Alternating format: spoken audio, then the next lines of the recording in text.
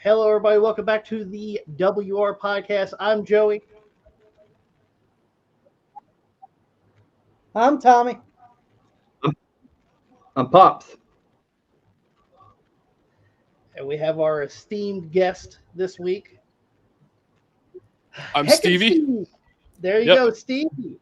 Heckin' Steve, Stevie, whatever you want to call me, man. You subscribed to our channel a while back. Yep. And not only that, but we've actually subscribed to your channel as well and watched what you're doing over there. Oh, I definitely appreciate it, man.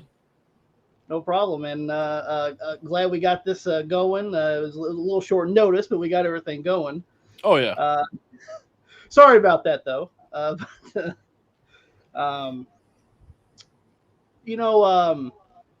Before we get started with some of the topics that we're going to be talking about, we'd like to ask you some questions that pertains to either your channel or your interests as well.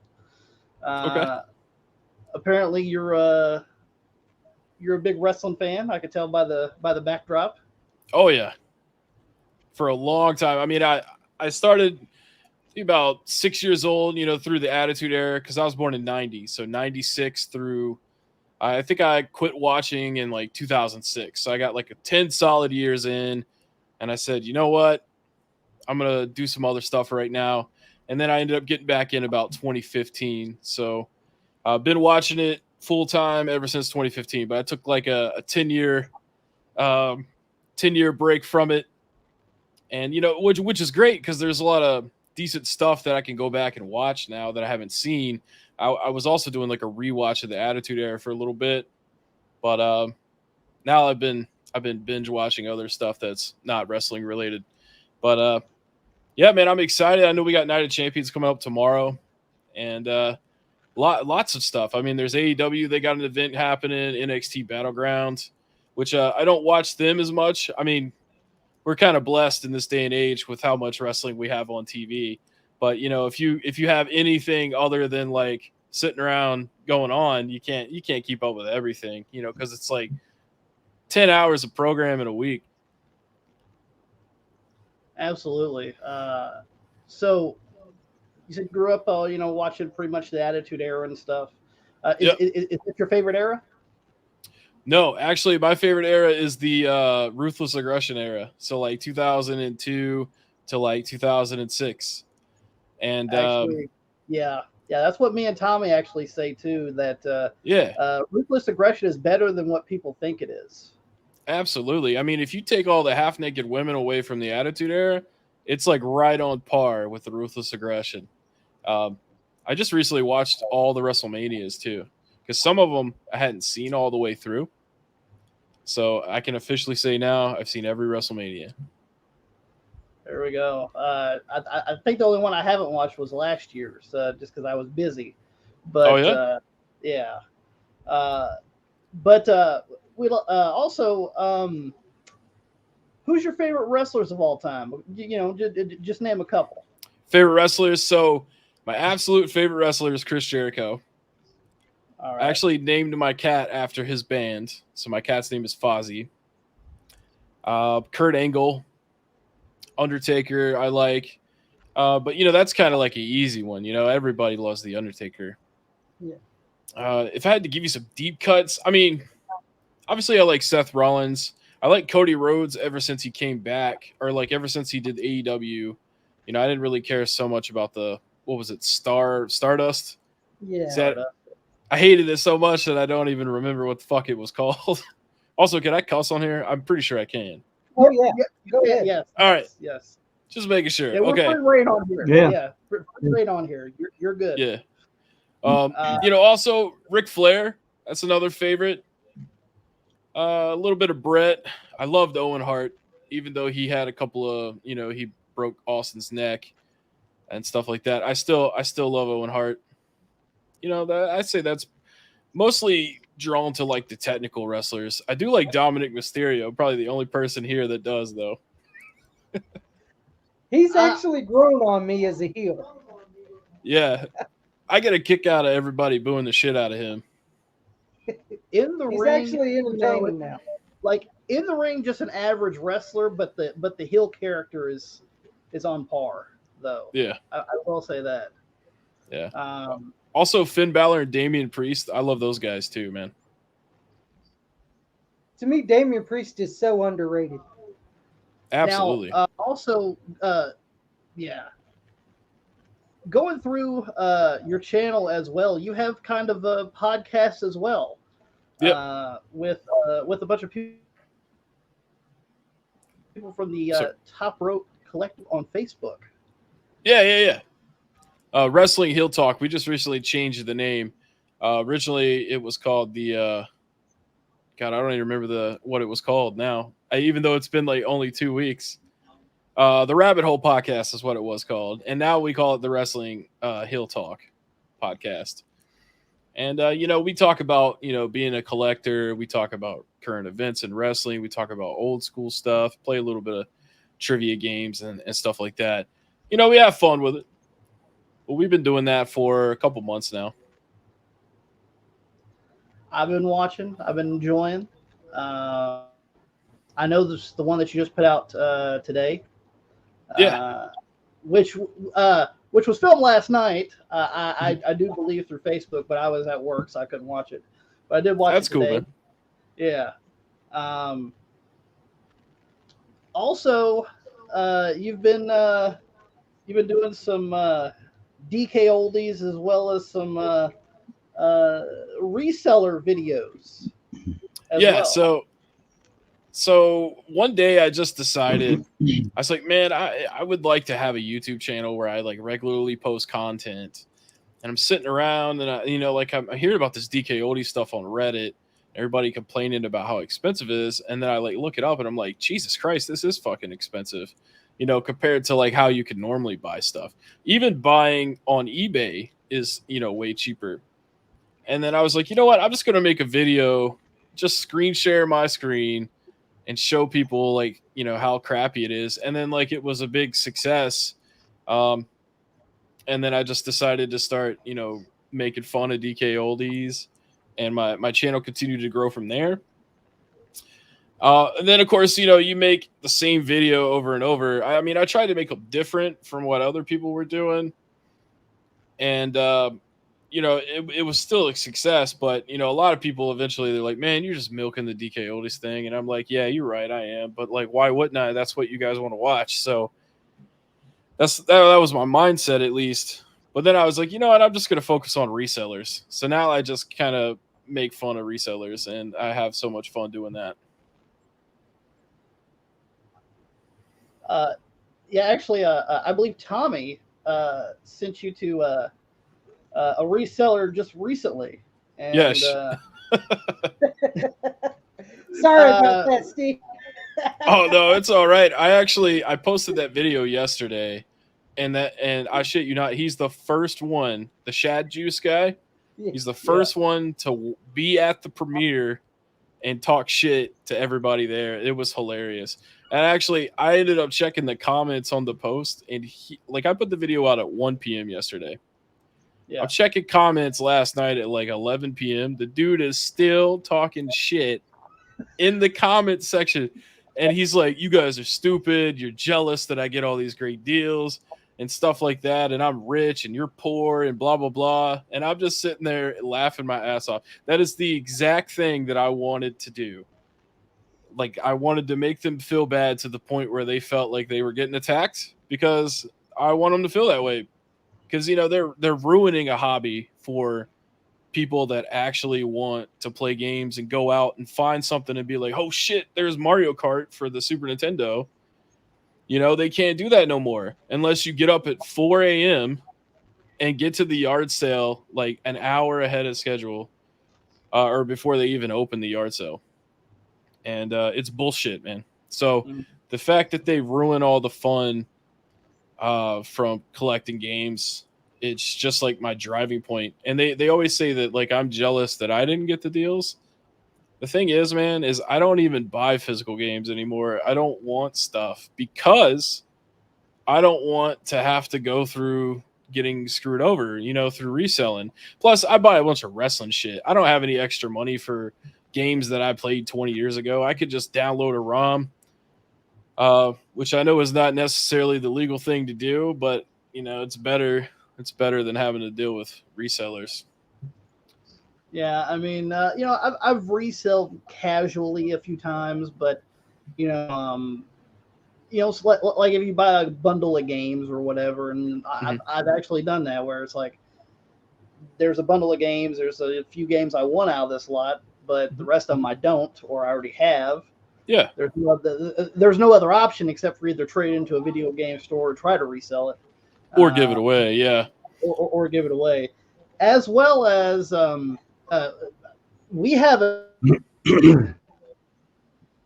giveaway on the channel as well coming. We are giving away 3 prizes once we hit 3,000 subscribers, which we're about 200 away. So hell yeah, hopefully soon. We're going to be giving away, and we're actually giving away for free. There's no purchase necessary. All you got to do is hit that subscribe button. Yeah. So if you're watching right now, man, you know what to do. Don't wuss out. Press the button. Exactly. Stevie's a subscriber, so should you guys. So what we're going to be giving away, a PlayStation 2 with a controller, with a memory card, as well as SmackDown Shut Your Mouth. Oh, that's a good one right there. Yeah, SmackDown versus Raw and SmackDown versus Raw 2006. That's the best one. That's the best one. 2006. Yeah, I got all of those. So I said I don't collect physical games, but since I collect wrestling stuff, I do have those games. The wrestling games are a gem. So the next one we're going to be giving away is a Nintendo GameCube. There you go. With a controller and a memory card, as well as WrestleMania 18, Day of Reckoning, and Day of Reckoning 2. I used to play those over at my buddy's house as a kid, man. He always kicked my ass. I could never get used to, because I was so used to SmackDown versus Raw controls. Going over there and playing Day of Reckoning, it's just like, what do I do? That's the problem with Pops over there. He gets mad when we try to play some of the wrestling games. Because he's used to the PS2 format. He goes, I don't know any of this fucking GameCube shit. Yeah, Nintendo is notorious for always making shit weird. But the last prize is a Nintendo 64 with a controller, with a memory card, and you're getting WCW versus NWO World Tour, WCW versus NWO Revenge, and WWF WrestleMania 2000. I used to play all of those hundreds of hours back in the day. 2000 is underrated. It gets overshadowed by No Mercy. It does. But 2000 had a great career mode. Pops, you're a big fan of the N64 wrestling games, aren't you? Were you talking to me? Pops. Oh, Pops. Yeah. There, you good? Yeah, I'm here. Yeah, I'm good. You like the N64 games, don't you? I love the N64 games, especially Revenge, baby. Revenge is one. Revenge is the king. I used to play as I love Revenge. I used to play as Ultimo Dragon on the game all the time. That was my guy. I was probably like 8, 9 years old playing as Ultimo Dragon. Tommy, who's your favorite on Revenge? Oh, Revenge Kimchi, the her guy. Oh man, I love that dude. I don't know why. He's just like every time when I play Pops and Joey in that game, and they'll go, I'm tired of hearing his fucking voice. Okay, stop doing the fucking moves. Yeah, I remember I used to go over to my buddy's house as a kid, and he had the PlayStation, so he had the PlayStation wrestling games, and he'd always be like, the Nintendo 64 ones don't have the commentary and stuff. But then, like, I go over there and play it with them, I'm like, they say the same thing over and over, because on them old games, they only recorded, like, maybe 100 words. So I'm like, it's not that big of a deal. Plus, my shit loads immediately on the Nintendo 64, so you can get out my face with that. As well as just seamless gameplay, like with the N64. Yeah. the PlayStation Wrestling games, besides the 2 SmackDown games, there's Oh, nothing to really write home about on the PS1. Yeah. You forgot about my guy. My guy was Who's your guy? Shogun. My guy was the Shogun. great Shogun. You know the one that did The big chop? Then that worldwide kick that he always did, right underneath the chin. I loved that right there. That was his special move, and I'd crank it every time that I'd see it popping up. 1, 2, 3, it is over. Won a lot of titles with that guy. Oh yeah. Yeah, I think I Went remember after that. the tag team titles with him, and I think it was with the Ultimate Dragon. Your guy. Yeah. There you go. That's good tag team partner right there. That they bring back memories to me too back in the day. Yeah. Oh, But Joey, here's the thing. I always Here's chose the thing, though, Finley. Steve. Here's the thing, though. We're not gonna. They're going to get the expansion pack with it. By the way, we ain't going to take it out like some of these other douchebags. oh my God, yeah, don't get me started on that, man. That shit pisses me off when they do that, and especially like I think I did one. He pointed it out in the video. He said, "You have to have the expansion pack for this one to play," and then like he sold it separately. It's like, wow, what a jerk off, you know. Yeah. But you know, going back to the reselling thing, it's if you casually resell stuff, that's totally fine, you know, because you're not ruining anything. You're not sniping deals. You're not gonna affect the market too much just from like 1 or 2 sales. Because I've done that too, especially with wrestling stuff. I'll buy a lot of DVDs, like 20 DVDs, and be like, well, I already got this one, or I don't give a shit about this one, so I'll sell it for like, you know, $5, which is, you know, reasonable. Because, you know, I think I'll probably pay like $50 for a lot of 20 DVDs. So that's like $2.50 a piece. So what am I making? $2.50? Nobody's gonna give a damn if they pay $5 for a DVD. It's not like how they go out there and they buy every single copy of Wii Sports, and now all of a sudden they can sell it for $50 because nobody can find it anywhere. You know, you can easily still go and obtain anything that I sell and probably that you sell, that you get in your lots, at a reasonable price, you know, so it's no big deal. I just wanted to clarify that because a lot of people think I hate resellers completely, but that's not true. Like I just, the guys that are full-time doing it and stuff like that, they can eat my butt. As well as some of their practices that they do. I know that Phoenix Resell has been one, aka what me and Tommy call Finn Balor, because he looks like Finn Balor. Yeah, I guess so, a little bit, yeah. Finn Balor with glasses. Yeah, Finn Balor with glasses. You know, going to conventions early and just grabbing the deals before, you know, some people that come into the conventions can actually get this kind of stuff. Yeah, that's bullshit. Yeah, you know, it's pretty shitty. Let's just say that. Mm-hmm. But we call it hoarding. You know, what, yeah, basically. Yeah. It's no different than when people go and buy all the bread and the milk at the store because they think there's going to be a storm, and for some reason they think bread and milk is what they need. It's going to save their life, even though they're going to be in the house for a day or two. Part about it, they guard that kid too. Yeah, I remember back when the pandemic started, some jerk off was on TV on the news because he bought $12,000 worth of hand sanitizer. He basically cleared out his entire town of hand sanitizer, and he was trying to sell them to people for $12 a bottle, and nobody would buy it because they're like, you know, fuck you. And then he was on the news crying because he spent all this money and nobody's gonna buy his shit from him. I'm like, dude, that's what you get. You try to take advantage of people, that's what the fuck happens to you. You get what you deserve. Yeah, I mean, I like we've seen that with the toilet paper issue too, with going through the pandemic. Yeah, as well,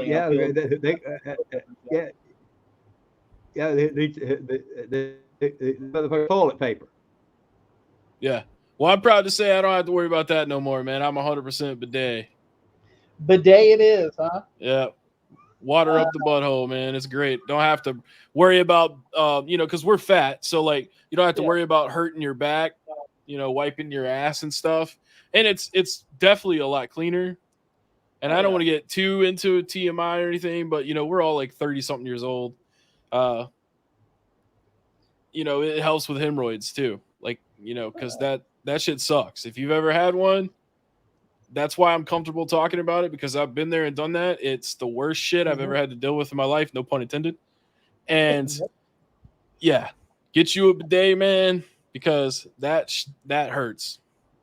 We've been actually thinking about it. So now I'm Do it, even man. more convinced. I'm even more convinced. It's a good option to go with. Now, if you're going to get, one of those little $25 to $50 ones, you will have to get used to cold water on your butthole. All right. We're going to get personal now, but it's totally, totally worth it, man. You just, whatever one you get, make sure that you don't test it unless you're sitting on the toilet, because if you don't, it's going to zip out and hit you in the face, because it shoots water like strong, especially if you crank that bitch. Like whatever one you get, you just like barely turn that dial. The one I have is kind of like an old school radio dial. Okay, yeah. That's how it works. You turn it to the left, it cleans itself. You turn it to the middle, it turns off and it clicks. And you turn it to the right, fucking laser beam of water. So you got to be careful with it. But I'm a veteran. I've been using it for like 6 months. I've had my time with it, and sometimes I like to feel the burn. You know what I mean? Just I wasn't a good boy that day, so I just cranked that bitch up and I'm just test the waters. Yeah. But no, I highly recommend the bidet, especially like, when people are like, oh my God, you can't find toilet paper anywhere. I'm like, well, bitch, you better get your ass a bidet. Absolutely. That's something to look into for sure. But I had to give you my sales pitch on it. And for sure. I appreciate it. A great sales pitch it was. It was. Makes me want to go out and get one. I say the only thing that sucks about it is having to install it, because you got to get down on your knees and deal with the water and shit. But other than that, it's awesome. Hell yeah. Coming up technically tomorrow is WWE Night of Champions. Oh yeah. 2023 in Jeddah, Saudi Arabia. Now, we've said some stuff on our podcast about some of these Saudi Arabia shows. A couple of hot takes. A lot of hot takes. Stevie, how do you feel about these Saudi Arabia shows? Well, I hate to exclude people, and I understand they got paid a lot to do these events, and as long as they're good, I don't give a shit where the hell it is. And it definitely seems like the people that live in Saudi Arabia have a pretty good time, watching the program and stuff. I definitely am happy to see that they have a lot of female matches over there, because I know that's like a big deal with them, is letting women be people. But that being said, I know we got 2 women's matches on the card tomorrow, and I don't know how hyped I feel about those 2 in particular, but the Saudi Arabia shows in general have been hit or miss. When they're good, they're pretty damn good. But when they suck, you skip through it. I usually don't watch those live, because if it sucks, I don't want to waste 4 hours, or 3 hours. But I don't think it'll suck, because Triple H being in charge, he's doing so well with stuff. Go ahead, Pops. I have one problem with the Saudi. Is this right here? You got to read the papers. I mean, Yokozuna's dead. So is Eddie Guerrero. They want to see Eddie and Yoko. Really? They're dead. Evidently, they don't get no papers there. Wow. They did say that in the beginning when they got the WWE, contract. Yeah, contract to do it or whatever. Okay, yeah. So I'm not sure if they were watching bootleg tapes from 2004. For God's sake, get a paper. I tell you what, get an American paper for Christ's sake. When somebody had to tell them that both of them were dead at the same time, it's probably a bad fucking day right there. Yeah. You'd be like, well, sir, Yokozuna passed away a long time ago. Oh, man, really? And then you're like, well, at least we still got Eddie, right? Nah, sorry, bro. Nah, he's gone. There's a double whammy right there for him. Yeah. Now, once again, just like with the people that are like, I know AEW is going to England for Wembley Stadium. Yeah. It's good that other countries are getting some of these wrestling, shows, because they don't go there very often. But I will say this: some of the efforts for the Saudi Arabia shows. I know that Goldberg and Undertaker fiasco that they Oh had, my god. That was pretty rough. Dude, I wouldn't trust Goldberg to have a wrestling match with a dude wearing nothing but pillows. Like, I mean, he's untrained. That's why his matches are always less than 5-10 minutes, because he don't do anything but 6 or 7 things, and then that's it. As a entertainer, he's great, but he's definitely unsafe. And, we're lucky that he didn't break Mark Calloway's neck or Undertaker's neck in that match.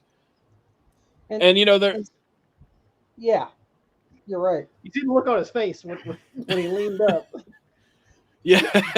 You see the look on Undertaker's face. I knew this match was going to be the shits. Yeah. Not the good shits. Well, you see, that's when a lot of wrestlers, when they're going against somebody, or I know I would, I'd ask him, first of all, you know how to work. Yeah, exactly. What work is. You're trusting your opponent to make you look good, for one, and to keep your ass alive. And don't I'd be square with him. If you don't know what I'm asking you, are you going to take care of me? Knock my head, bust me up in any kind of a way? Yeah.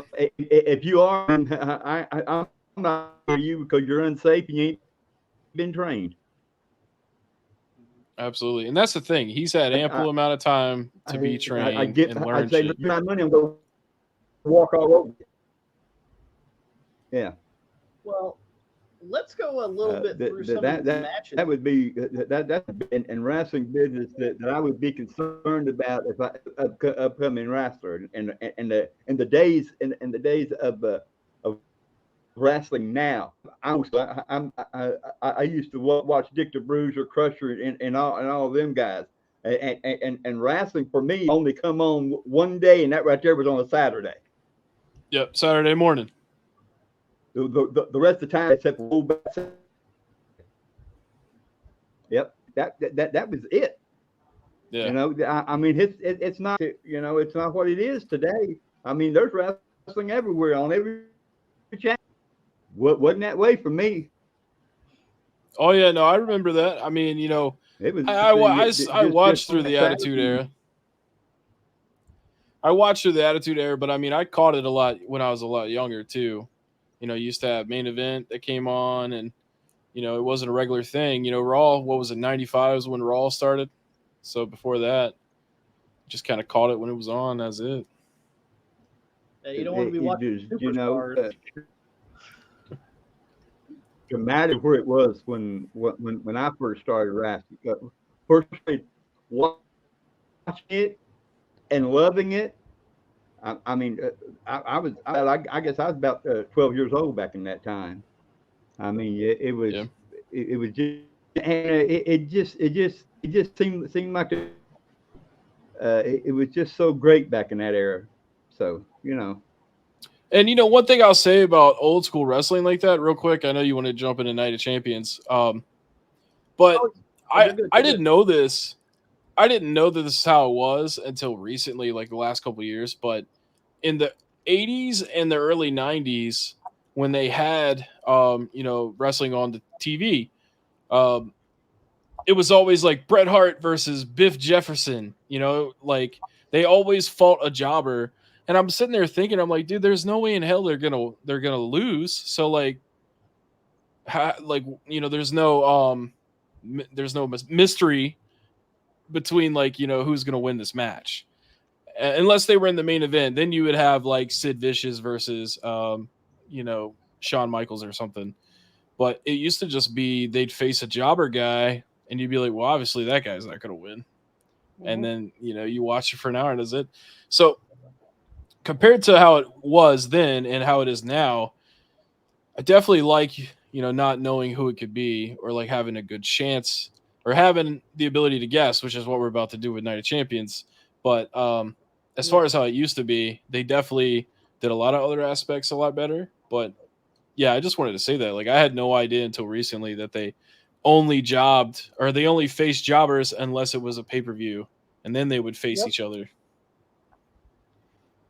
Which, I mean, that establishes a character more, as far as like you're not facing just indiscriminate matches against people on just Raw, like it kind of is now, where they're just facing, it could be a somewhat mid-carder versus a top star and stuff like that. Or Sami Zayn and Kevin Owens versus the Usos for 7 weeks in a row. Yeah. Well, I know why they would do that. But the guy but that right there would give up pay to and sometimes the guy would say, when we bring,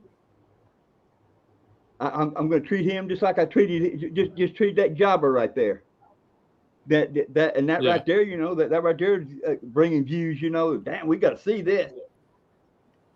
Yeah, it's that base I always thought. Yeah, it's like to bring them in. Just keep bringing them in. Gotcha. Okay, yeah, like kind of like enhancement talent thing. Yeah. Yeah. Yeah, because I think not Six Pac, but I think Sean Waltman started out like that. He was a jobber at first, before he became the 1, 2, 3. Mm-hmm. Cannonball Kid, Kamikaze Kid, the Kid, whatever his name was when he was on Raw and lost 15 weeks before he became the 1, 2, 3 Kid. Yeah. But fun stuff though, fun stuff for sure. Night of Champions sounds interesting, to say the least. There's 3 women's matches on a 7-match card. Is there 3? I thought there was only 2. No, there's 3. They must have added one. They must have. Let's go ahead and go with the Becky Lynch versus Trish Stratus. Oh yeah, you know what? Yeah, I forgot about that one. There is 3, isn't there? Yeah. Yeah. I did see Trish on like Instagram or whatever with some guy with a turban or whatever. Really? I might have to check that out. Yeah. I was, and she's in like full like the bed sheet or whatever. But I'm just sitting there like, I don't know. Yeah, I know that has to be like a respectful thing, because they obviously watch Raw on TV every week, so they know what they look like. Yeah, I don't understand them changing their gear or whatever. It just doesn't make any sense to me, especially if you watch them on television. You know what they're going to be wearing, but nonetheless. Who wants to go first with Becky Lynch and Trish Stratus? Let's let Steve go first. I mean, I think it's going to be Becky Lynch that wins that. I mean, why would Trish need to win? I'm going to go with Trish, though. You got to go with Trish. I'm going to go with Trish for this reason. Becky just hasn't really done it for me lately. There's just personally, just hasn't done anything for me lately. Where Trish has been doing better promos and she carries herself more as as she should, as a technically a Hall of Fame women's wrestler. Yeah. But I'm gonna go with Trish. Tommy or Pops? Who wants to go? Who wants to go next? Pops, you go next. I will. I'm going to go with Becky because Trish is a part-timer. I mean, you might as well say she's a part-timer.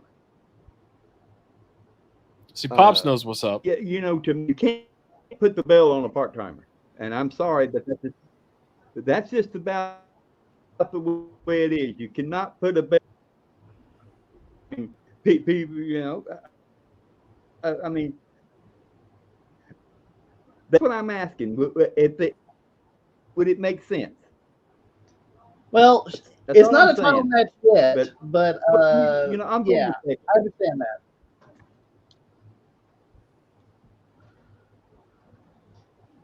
Well, I know the realization. I agree. Becky Lynch so far is not doing that good. And to me, she's not the man no more, in my opinion. Because it feels like, I don't know, it feels like she's watered down right now to me. Mm-hmm. Well, just one thing. But maybe Seth Rollins to calls. Maybe. That's what I'm saying. But I like Trish's promos, but I'm gonna be honest, I'm gonna be realistic. I got to go with Becky Lynch. I'm left out in the cold, but nonetheless, it's true. Hey, a lot of people on my show, they predicted Trish as well. So you're alone in this circle, but I mean there are other people rooting for Trish. But I mean, Becky Lynch, I agree. She has been really boring lately.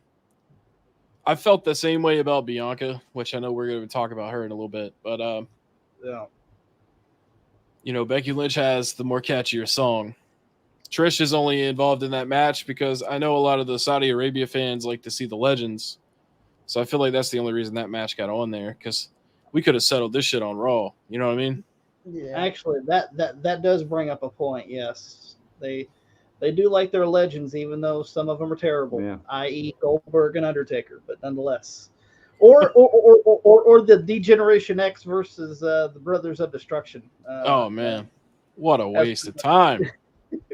Bald ass Michaels, but nonetheless, let's go with the WWE Intercontinental Championship. Gunther. Well, yeah. Gunther versus Ali. Yeah. So I'm actually a big fan of Ali, but even I can admit to myself that the only reason that he got that opportunity is because Mansoor is not going to be featured on this show, and they got to have, as shitty as it sounds, they've got to have a Middle Eastern person represented, even though he's from Chicago, Illinois. But yeah, Gunther is going to fucking destroy him. But it'll be a good match because any match with those two in it is good.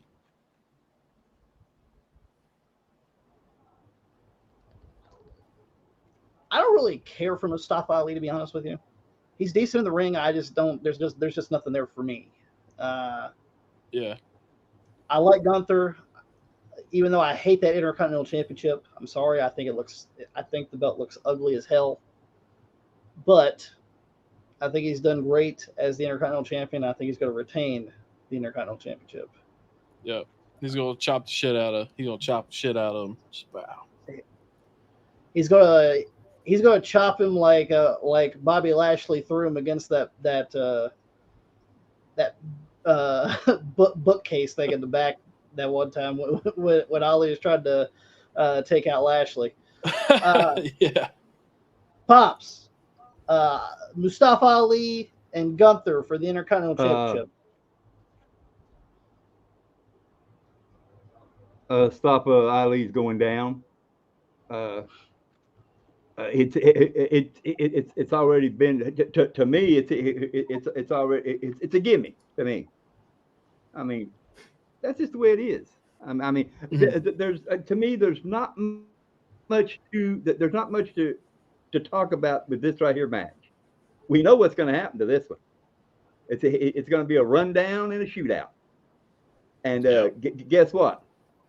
It's not going to be much of a shootout anyway. He's going to get in there. You're going to run him down, and that's going to be here. Tommy? Pretty much. Let's just say that those two guys are going to be going home early. When I saw that, when I saw that battle royal, I knew Ali was going to win. It was down to Ricochet and Bronson Reed. I was like, watch, Ali's going to pull off an upset here with this battle royal, and he won the battle royal because he's got that positive mindset, you know. But Steve, did you see how thrilled? Did you see how terrified Gunther was? Oh boy, he was shaking in his fucking long boots, wasn't he? Yeah, he was. He looked pissed. He's terrified. He always looks pissed, but he looks so terrified that he has to go to Jeddah, Saudi Arabia, and fucking make fucking Mustafa Ali be his England bitch. That's what he's going to go to Saudi Arabia to do. So Gunther is going to have a checkpoint easy win over Ali. Yeah. You could be positive all you want, Ali. Positivity ain't going to get you past Gunther. Yeah, one thing I'll say about Mustafa Ali is that he sells really good. Yeah. So he's going to get his ass beat. I think that's why I'm more interested. I want to see him get chopped and he does a flip or. Mm-hmm. Yeah, every time he hits the outside post, he does that 180 backflip. And honestly, man, I wish they'd let him go back to that kind of like Sub-Zero thing that he used to do with the blue light. But at least he had something like. Yeah, that was back with 205 Live was awesome. Yeah. Poor Mustafa Ali. Next match. Poor Mustafa Ali. Get his chest caved in. The next match is for the WWE Raw Women's Championship. The champion Bianca Belair versus Asuka.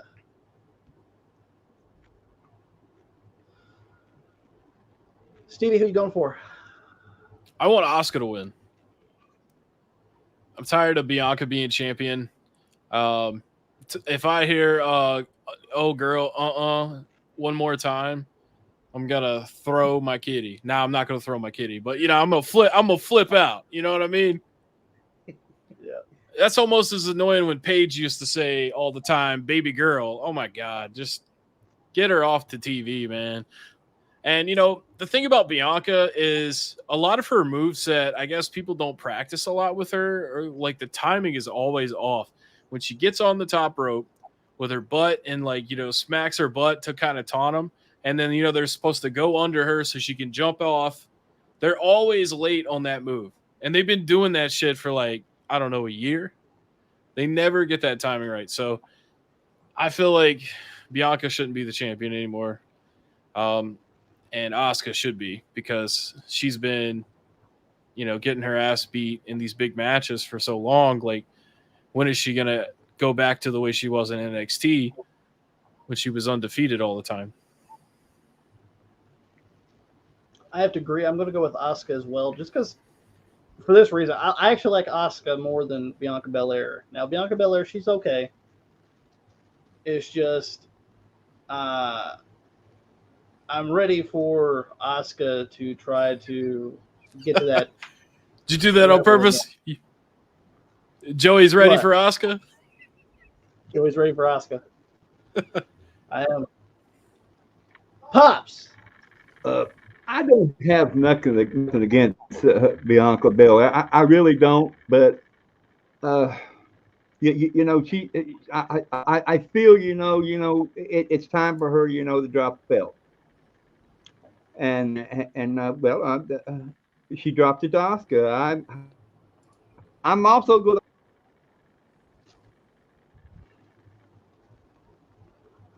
So you're going with Oscar too? I'm going with Oscar because I think it's time for to drop the belt. I mean, I think she's had it long enough. Oh yeah. Well, I guess I'm on my own against the wall. I'm going with Bianca Belair. Here's the reason. There's a reason, though. Don't get me wrong. I like Bianca Belair. I like that fat ass. But I'm going to be honest. I like that fat ass. And it's not has nothing to it just has to do with she's had it long enough, and it's time to roll it over. She can still have a fat ass without a belt. You know what I mean? Yeah. I mean, hell, you slap that fat ass, anytime, fuck it. I want that ass with or without that belt. Yeah. That's what I'm talking about. But the reason I'm going with Bianca Belair, because this is a Saudi Arabia house show. So I don't think there's many title switches here in Jeddah, Saudi Arabia. I just have a feeling that. Right. Yeah, because now if this was one of the other pay-per-views, yeah, I would have to go with Oscar. But I'm going in house show mindset. Right. Which, all right, like Tommy, is this a house show masqueraded as a what do they call these premium events? Premium live event. Premium live event. It's more like a house show, right? Yeah, they call it premium live event. So if you're calling, are you saying it's a big house show then? I believe so. If you say premium live events, I'm going with Bianca Belair. Next is Cody Rhodes versus Brock Lesnar. Oh yeah, I'm looking forward to this match. Stevie? Well, I believe I picked Cody yesterday, so I'm going to stick with Cody, but hopefully he wins clean this time without any bullshit. Also, I mean, we don't normally go for extra points or anything on our show, but it'll probably be a stoppage. It'll be like a no contest or something. Some shit will go down where they don't finish. I think that's probably what will happen. So you don't think any distinct winner? Yeah, I mean, it's either going to be Cody or it's going to be he's going to go out there and get DQ'd and beat the shit out of him. I like Cody. Where Brock, not a big Brock fan. But I'm just going to be honest here. Brock in the last few years has dominated almost any wrestler that he's pretty much came in contact with. Let's be honest here. As physical as Cody Rhodes looks, he doesn't look that intimidating. Yeah. He's not the Undertaker's height. He's not the Big Show's weight. Things of these natures. He also he's kind of like a pretty boy. Yeah. He's that more grounded technical wrestler, with a little bit of pizzazz. I'm going to have to agree with you, Stevie, as far as I think it's going to be some kind of either DQ or no contest or something like that, for the reason of keep Cody chasing as well as keep Brock somewhat strong, where he didn't lose cleanly or anything. So I'm going to have to go as a no contest really. I don't think there's going to be a winner in this match, or there shouldn't be a winner in this match. Yeah. Pop. Us as fans definitely ain't gonna be the winner. Exactly. Yes. I gotta agree with you two. I really do. I you know, because you know, he's Cody's always been, he from the day one. He's always the chaser. You know, and they have to. And Joey's right that they have to keep Brock strong. I mean, he cannot show no leak metal. And I think it will end up in a disqualification somewhere down. It's going to happen somewhere down the road. I mean, that's what I feel is going to happen because I really don't think it's going to be that you know, like Brock usually does. It's going to be a run over and everything like that. Right? I don't look at it that right there. And they're going to have to keep right where they're at right now.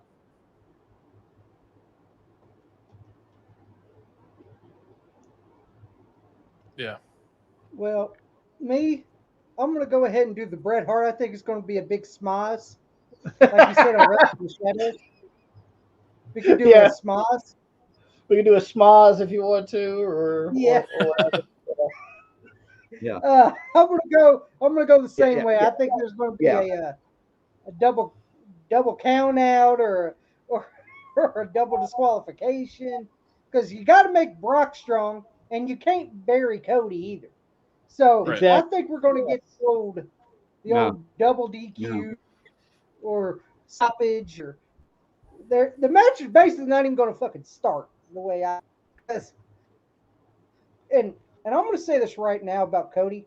To me, he's more over since a lot of people say, well, Cody's a turn. Cody went to WWE. He lied and all this. I was like, get the fuck out of my face with that bullshit. Like, I'm going to say this right now. To me, Cody's more over now in WWE than he ever was in AEW. I'm stating the facts. Yeah.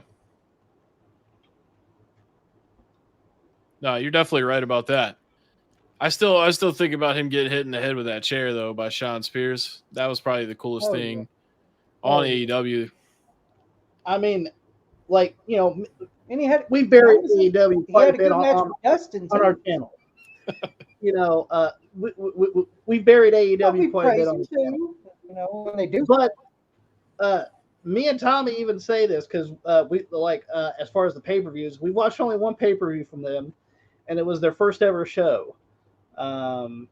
Which was Double or Nothing 2019, I believe.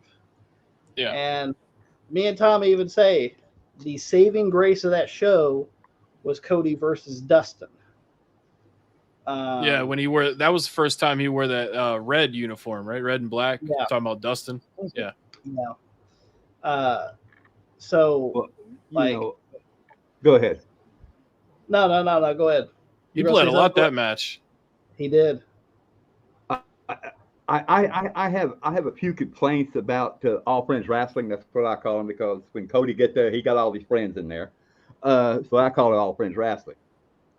But you know, and it's really and it really was Rat Face that really brought it out. If you don't know who that right there is, that you know who Rat Face is. You know who I'm talking about, don't you? Chris Jericho. Who's Rat Face? Go ahead and explain it. What that right? I forget his name right now. The rights of stuff. Tony Khan. What the? No, the other ass wife. Kenny Omega. The one that put him up as you know, Booker of the Year. Oh, Dave Meltzer. So many times that it's sickening. Yeah, the Meltzer guy. Problem I have with that no account piece of shit is he's saying the old Bucks was better than Rock and Roll Express, better than the Midnight Express, better than the Road Warriors, better than any tag team that's walked inside of a. Yeah, you know, they brainwashed Now that's what I have AEW fans. They brainwashed AEW fans into thinking that AEW has the best tag teams. But like what you just said there, I mean, you know, obviously those Hardy Boys, I mean, I'm talking Hardys back in the day, not current stuff. And then, you know, the Hart Foundation, you know, there was way APA. I mean, hell, the list goes on. Edge and Christian. Yeah. You know, the Dudleys. But yeah, when you said rat face, I just started thinking of people that look like rats. So that's why I said Kenny Omega and Chris Jericho. Kenny Omega's a rat too. Let me tell you that. I'm sorry, but Dave Meltzer's a piece of shit, me. That's what he is to me. Nothing but a piece of shit. I typically don't keep up with AEW on the weekly basis, but I do check out a pay-per-view every now and again. I am going to check out the one. There's a couple of matches that's happening that I think might be pretty cool, but you know, we'll see how it goes. Now, I'm not saying that don't get me wrong. Now, I'm not saying that they don't have talent there. Yes, they got talent there. But to me, their promoter is not using them in the right way to make it good. Yeah, absolutely. Not to mention, you know, I think there's 7 or 8 matches on this card happening, and only like one of them is a 1-on-1 match. Because they have so many people, they have to have like 21-man battle royale. They have to have 6-man tag. They have a 3-man belt because they can't just have a tag division because they have so many motherfuckers. They got to have these 3-man teams. Well, you know why that is? Because he brought all that talent in and don't know what to do with them. Yeah, exactly. I agree on that, man. Because I think, you know, 1-on-1 matches are always better, I think. Unless you have a really, really good tag match. You know? Yeah. Because you can make a story more with 1-on-1 as opposed to 2-on-2-on-2. Like if you have a triple threat tag. You know, despite the fact that WrestleMania you know, TLC match and shit was awesome. But yeah, I mean, that's AEW's biggest problem, but we kind of got off track talking about the AEW stuff. I'm sorry about that, but you're good. That's the way the channel goes. It's all right. I mean, I just you know, me, I just wanted to clear the air about how I feel about All Friends Wrestling. Yeah. Well, Stevie, speaking of tag team matches, for the undisputed WWE Tag Team Championships, the champions Kevin Owens and Sami Zayn take on the bloodline of Roman Reigns, who's the WWE Undisputed World Heavyweight Champion, and Solo Sikoa with Paul Heyman. Stevie, how do you feel about that match? I feel like I'm watching Monday Night Raw again, you know, because you've seen KO and Sammy versus the Usos or like one, either Jimmy or Jay and Solo. You know, it's been like a mixture, but it's been the same damn shit for like 2 months. Except Roman is finally going to do his job and actually wrestle. I think Sammy and Kevin retain, or, you know, I think they win. But also, I'm kind of surprised that Sammy's even going over there because I know he has that religious conflict and I think nationality conflict. But as much as they chanted for him last time, I doubt anything bad will happen to him. I hope nothing happens to him because I love Sammy. But yeah, I think Sammy and KO are going to keep the tag belts for a while. Now, I understand why Roman Reigns is not defending his belt here because I know that they want to crown the new champion for Night of Champions. But I don't know, shoving Roman into mid-card tag team match, I don't know. But I have to agree as well. It's going to be Sammy and KO to retain because what benefit does the belts going to Solo and Roman's going to do? Well, I've heard some rumors. I mean, you know, there's no shortage of rumors in wrestling. Absolutely. that they do win the belts, and then Roman goes to hand it over to the Usos, and Solo refuses, and then that causes the Solo Roman feud to start. Or that's just one theory, but I mean, if they let Roman win another damn belt, I'm gonna eat a piece of drywall. Because why would you do that? Exactly. That's what I was wondering. I was like, I don't see the reason of him holding a. Now, don't get me wrong. Tag team titles are an accomplishment, but if you're a singles champion, I would rather be a singles champion. I don't want to be a singles champion and a tag team champion. Mm-hmm. Yeah. Pops, KO and Zayn, or Roman and Solo.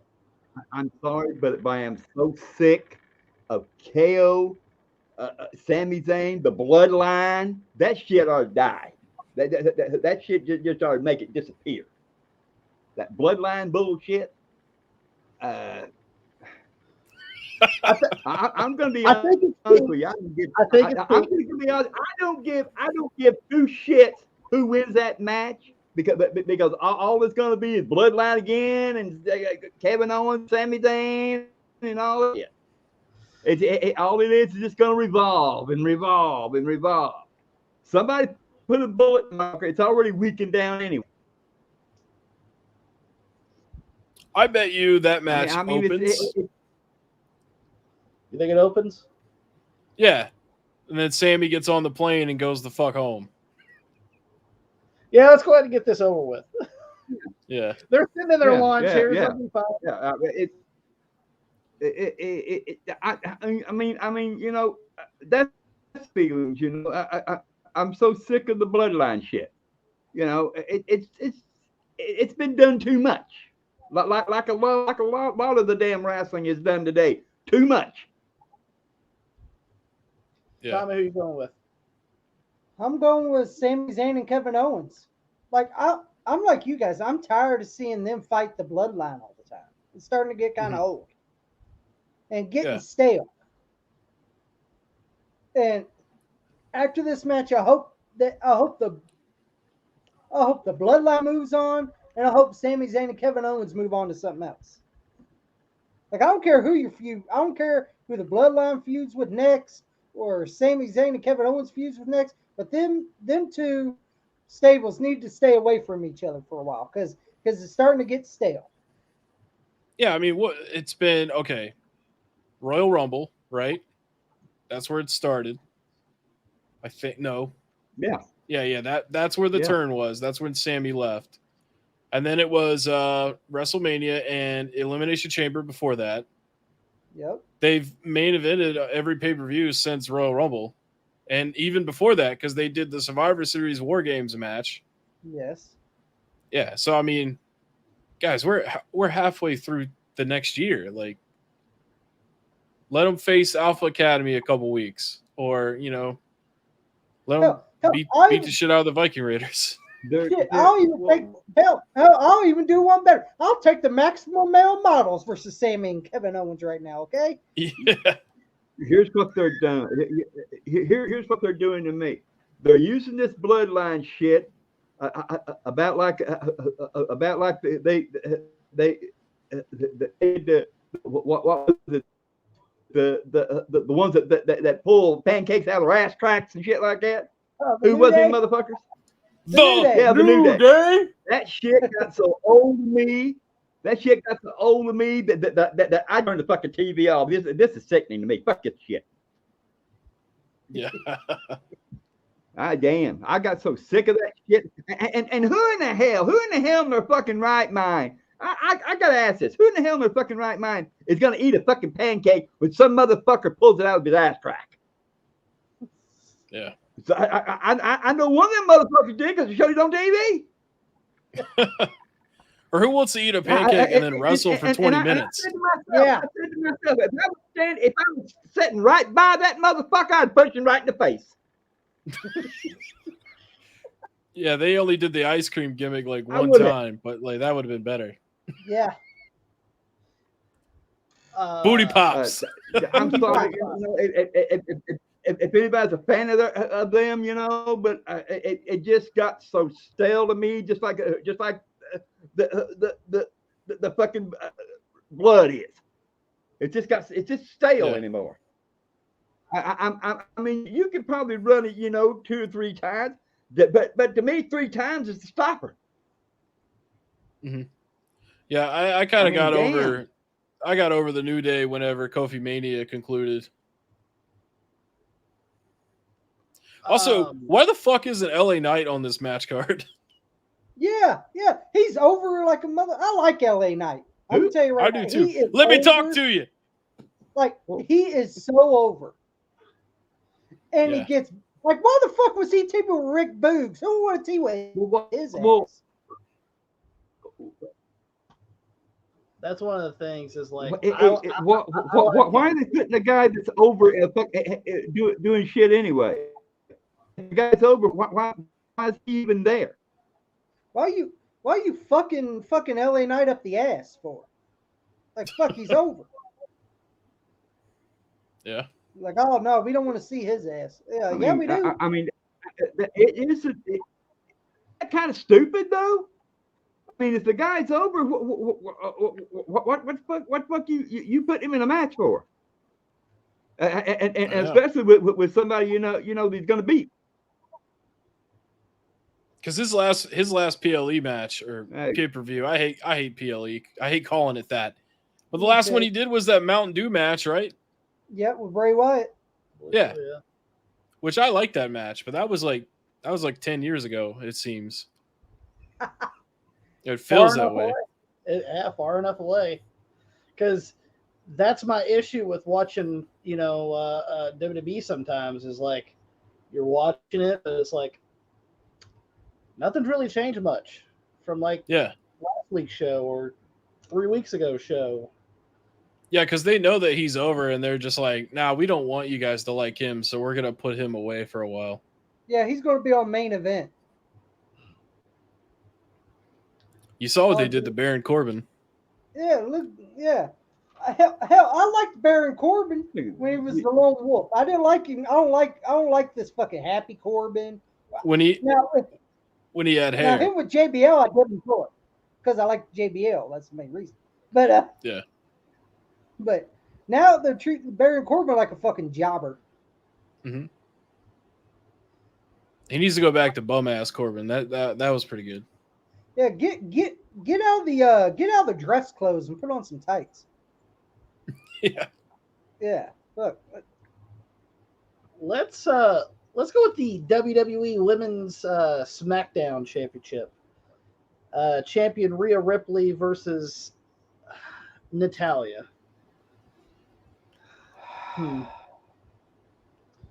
When are they ever going to get them to swap the belts? That's another question. Because it's been like a month. Yeah. Like for at least a month. Yeah. Yeah. What about this draft? Huh? It feels like I've seen some people that were on Raw are now on SmackDown. Does this mean that draft was not worth a shit? Yeah. And then they have people in the championship tournament. There's like, if you win, you could just swap over. It's like, well, why the fuck did we do a draft? Yeah. What the fuck was the draft for? Maybe they came up with the tournament idea after the draft. Yeah. They might have came up with the idea for the tournament after the draft, and they were like, well, shit, we don't have enough dudes for a tournament only on Raw, so we're going to have to bring SmackDown guys over.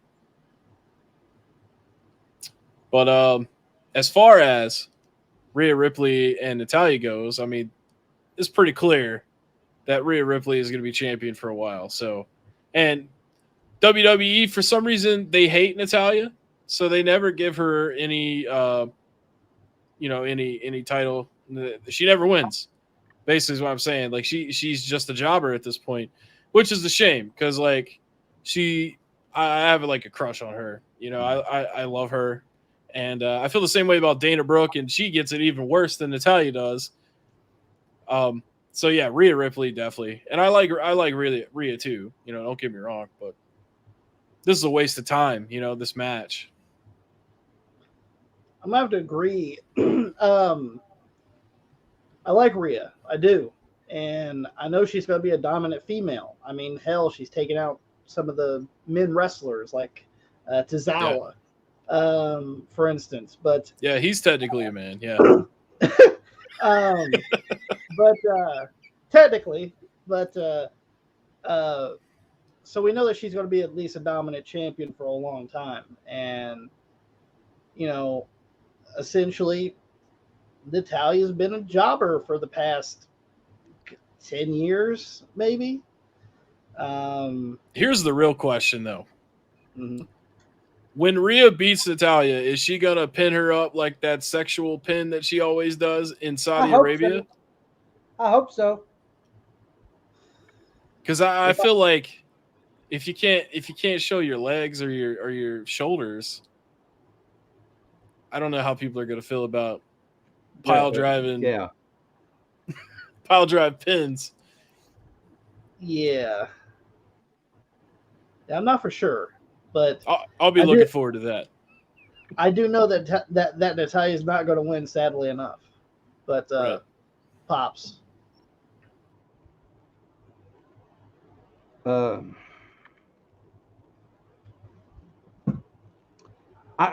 agree with Stevie about this right here. Yeah, I mean Natalya is almost treated to the WWE like the redheaded stepchild that walks around you.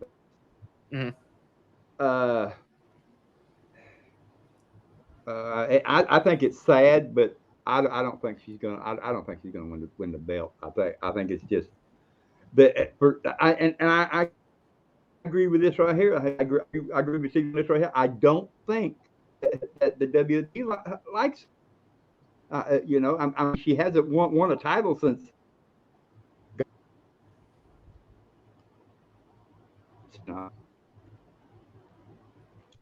It's just sad. It's just sad. I mean, I just don't understand. It's almost like she's just there because she's related to Bret Hart and Jim Neidhart was her dad, and you know all the Hart family. Yeah, and she's a good worker. She really is. Yeah, you know, it's like it's like I mean, she is who she is. I mean, you know, they are her true family, and you know, but you know. I mean, my God, don't you know, put her in that right there category. Well, we're here because of the family. I'd rather somebody tell me, well, your ass is out. Yeah.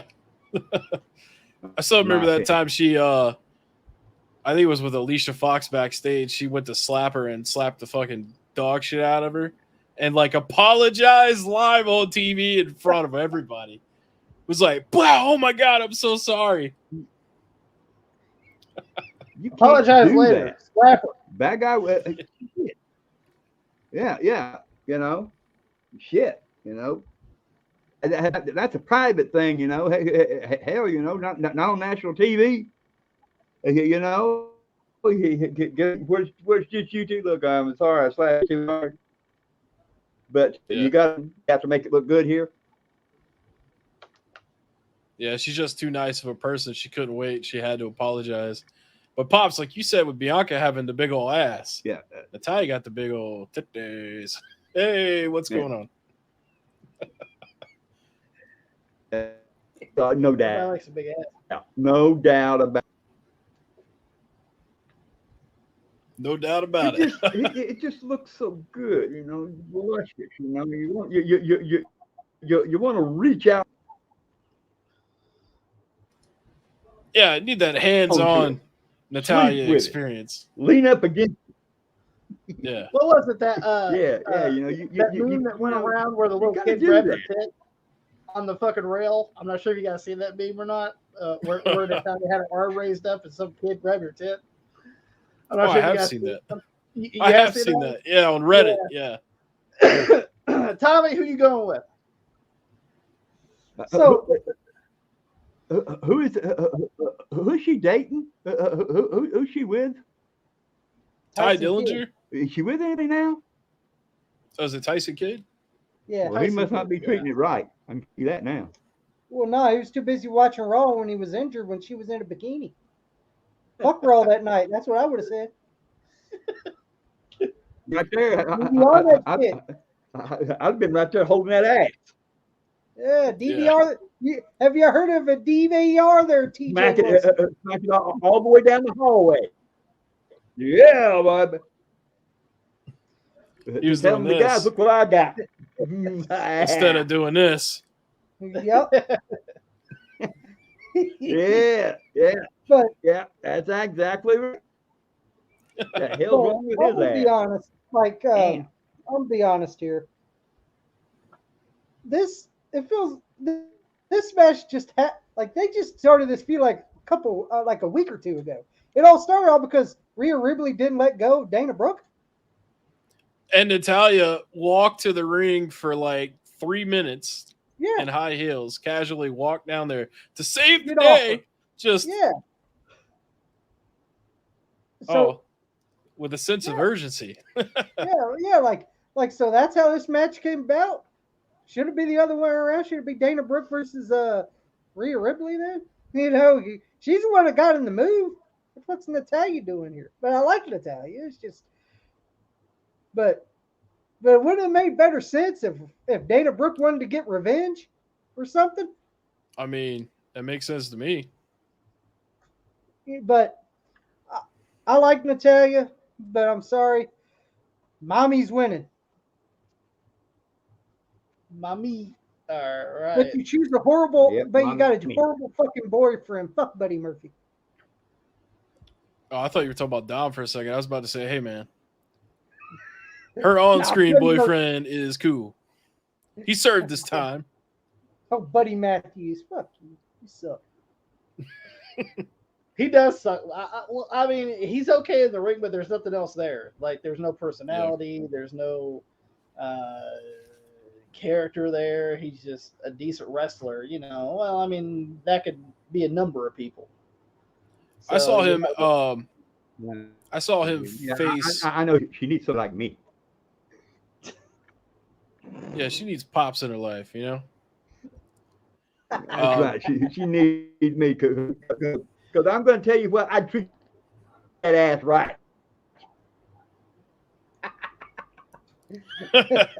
What are you doing? I'm marrying. I was gonna say, I saw- That's what I'm doing right here. I saw Leo Rush versus Buddy Murphy live at WrestleMania Access one year, and it was pretty good. But that was about it, you know. Yeah, like he's good in the ring, but Well, there you go. got- See, like it's like, oh, all right. Next match, please. Let me see some. Let me see some stars. But let's go with the tournament final for the inaugural World Heavyweight Championship. We got AJ Styles versus Seth frickin' Rollins, as Wikipedia says here. Who you going with, Stevie? So I mean, Seth is the favorite to win, but I think it's gonna be AJ Styles. I think Seth doesn't need a belt to win. He doesn't need a belt to be popular. You know, he's just kind of like with Cody, how like he's always on the chase, and that's what keeps people interested. AJ Styles, I think they're gonna do a lot of good stuff with the club. I think they're still called the club, right? the OC. The OC, that's it. Yeah. I think they're gonna be like the badasses in The town. original club. Yeah, the original club. I mean, I was close, but Yeah. I'm gonna have to agree that it's gonna be AJ to get the belt, but it's gonna be for this reason. You're right about Seth Rollins. He doesn't really need the championship. He has the flamboyant outfits and the stupid laugh, and the people like to sing a song when he comes out. the Super Mario red shoes. Yeah. where AJ's kind of been just doing matches. Like there's really no rhyme or reason to what he's been doing. Since he came back. Yeah, since he came back. Now I'm just gonna be honest here. The club sucks. I'm sorry. I don't see anything there. Gallows and Anderson have been just dog shit for the past couple of years. I don't see anything there. And Mia Yim's kind of an odd pairing. Yeah, Mia Yim's kind of weird. Or what's her name? Machina or Machine or whatever. Meacham or whatever. We're gonna call her Mia Yim because that's who she is. But just odd to see her thrown in there for just no real apparent reason. I just don't think this OC thing should be existing personally, and that's just me though. Yeah. So I think AJ maybe will get the belt and he will have the opportunity to finally get out of just boring purgatory that he's been released into since his return. Pops. All right. First of all, I want to congratulate Seth Rollins for getting his balls back away from his wife. Here's my problem with this right here. I do believe that AJ will take it, but out here too. If he mixes himself with Gallows and Anderson, to me it's gonna be looking like a New Day. And I hate that shit. I mean he don't need them. Go on your own shit. Go on the malice that you did before. And for as Seth Rollins, both are right. He does not need a belt. He can make it the way he is right now, and he can pick up a belt anytime. So that's my quotes on that. Tommy. I'm gonna have to go with Seth freaking Rollins. The only reason because he's on Raw. Okay, why? If AJ Styles wants the fucking belt, how about you just challenge Roman Reigns? That's true. Yeah, because what if AJ wins? He's gonna go. He's gonna to go Raw and then SmackDown loses somebody. He's gonna take the other three with him, right? Yeah. So I'm going with Seth freaking Rollins. Nah, he's gonna win the belt, go by himself, and leave the trash on SmackDown.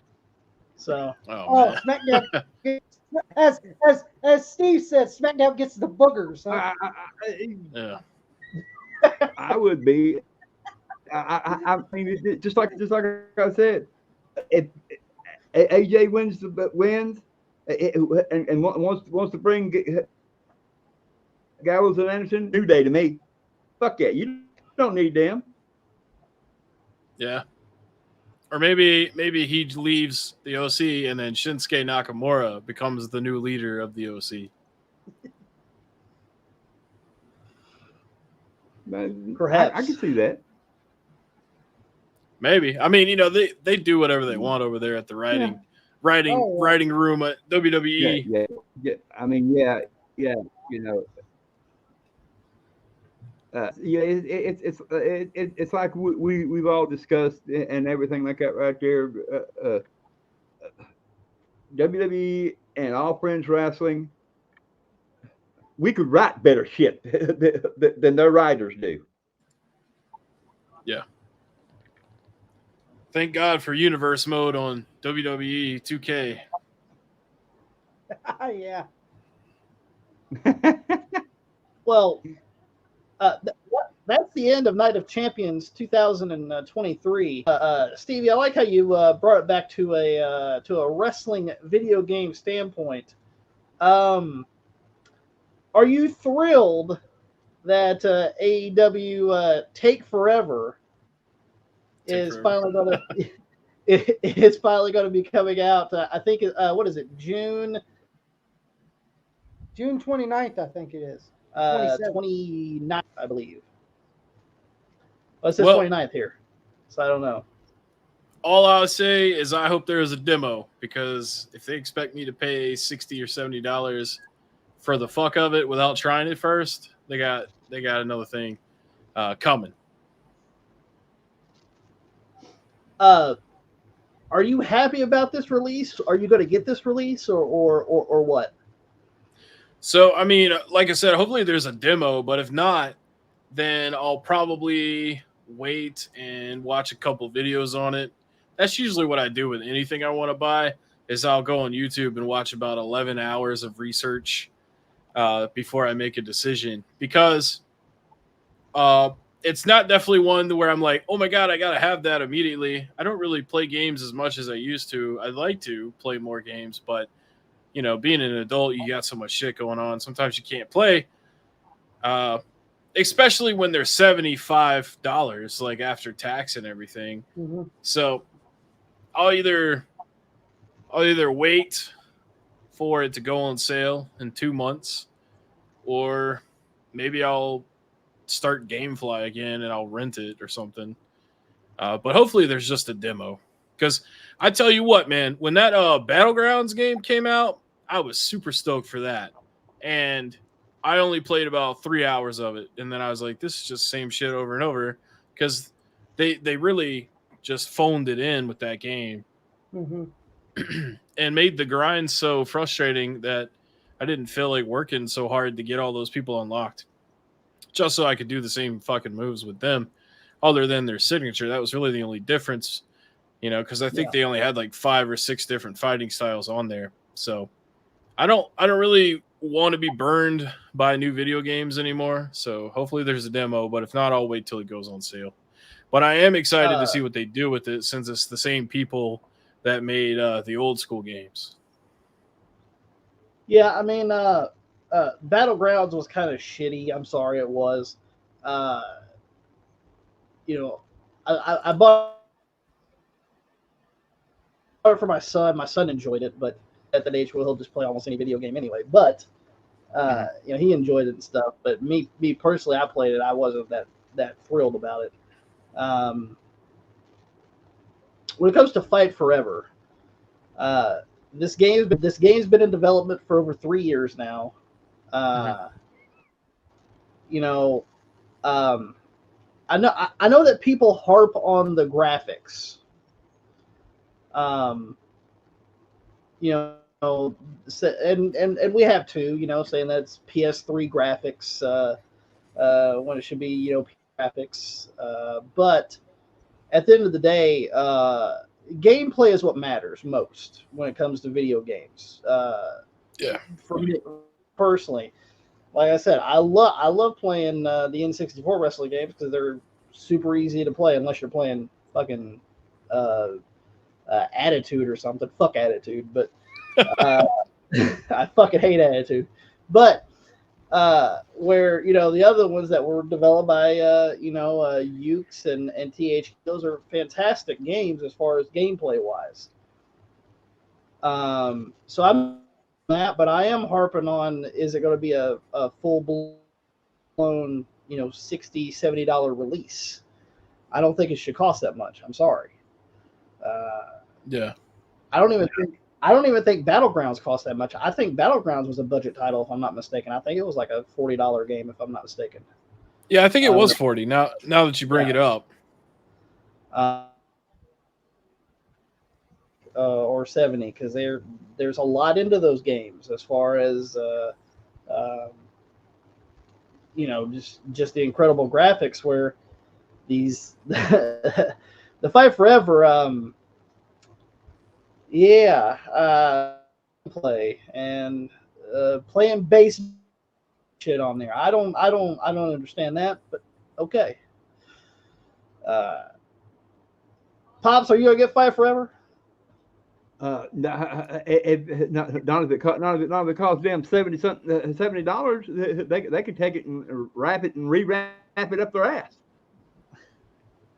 it's not very friends forever of them, is it? Friends forever. I don't know. Let's see what GameStop says. I'm gonna pull it up on my second screen real quick. All right. Because they love for you to pre-order shit. Are they gonna pad it? They got it for $60. Oh wow. Hell, I might buy that motherfucker on the Switch. I find myself I've got every console, like all the new ones. Yeah. And I play the Switch the most. So as far as graphics go, I don't really give that much of a damn. Like you said, man, gameplay is what really matters. Yeah. I hope the roster is updated. I hope they have a more current roster. Well, I heard that Cody's still in the game. So. Oh God. So. Yeah. Well, hopefully they have old and new in it. Yeah. If that's the case. Yeah. Time to go get Fight Forever. Well, on the game, like I said, I made fun of the way it looked. Yeah. But again, I did it as a joke. Oh yeah, off. Yeah, that's another reason why I did it. I love pissing AEW fans off. I just do. It makes my heart feel good every time I make them butthurt. But about like I'm not going to pay $60, $70 for it. Especially if the game's years old. You know, when you and you got an old roster. All right, I have no problem with that. But do you have some new people, like new people that came in or something? But I still don't get the fucking mini games. Why the fuck are we going to do dancing like we're goddamn fucking Pokemon Stadium? And shit. Like, what the fuck? Why the fuck is that shit? I've never seen any wrestling game in my fucking life have a fucking mini game where you're looking like that fucking Jigglypuff on fucking Pokemon Stadium. Okay, I've never seen a wrestling game like that. And I've never seen a wrestling game act like Mario fucking baseball. Okay, I don't remember that either. But that's all I'm saying. I don't remember shit like that. But I'll give it a chance, but I'm not going to give a chance for $60, $70. The highest low I'll go is $20 or $40. Yeah, like I said, man, you wait for that summer sale. I'm hoping that by Bloodline down to $20. Yeah. I'll wait for I'll wait till that price goes down. Hey, I don't know if you guys have ever looked at AEW's merch, but their merch is really expensive. So I feel like the reason this thing is $60 is because of them. Yeah. You guys are missing the point here. If the old Bucks are there, you're gonna be wrestling with the tag team that ever walked inside the wrestling ring. I don't get it. About the Young Bucks. I know. Then who the fuck you gonna take on? Fucking the Dark Order? Like I give a fuck. The Young Bucks, the only tag team, tag team to do the super kick more than the Usos. Yeah. But there's only to me one good tag team out of AEW, and that's FTR. They act like a legit tag team. I'll give them that. Like I do. I enjoyed the Revival when they were in WWE, and I like them as FTR. But they're the only good legit tag team they got. That's the Revival, right? The only reason I get the... I'm going to be honest with you. The only reason that I get the game is to get the hell out of the old... Beat the hell out of the Young Bucks. Beat the hell out of them. Well, I mean, according to the marks... I call them the old Bucks because that's what they are. They're the old Bucks. To the marks, Tommy posted this on his Instagram, which made me laugh. There's this guy that posted pics of like them being bloody and the ring being bloody, and they had the women bleeding and shit. and he goes, God. "I can't wait to have a video game where like women bleed in a wrestling and stuff." And I'm sitting there like, "What the fuck is wrong with this guy?" Wait, can you not bust them open in 2K WWE? I believe you can. Yeah, Yeah. you So can. If you so turn what the was blood that? on, if you turn the blood on, stupid, you can see it. Yeah, I was about to say. So what does that meme even like? What's that guy even saying? Well, Yeah. I guess because you can't bust open the women. I guess on the 2K games. I guess. I busted open a woman. Oh, did you? 2K, on WWE 2K. All you had to I do did is hit too. the W. I turn did. blood on. It ain't that hard. Yeah, I did. I busted a woman open. Well, Hell, then I again. bust women open all the time. You know what I'm saying? Oh, there you go. Love Yeah. busting them open. Love to bust them open, man. I love busting them women open.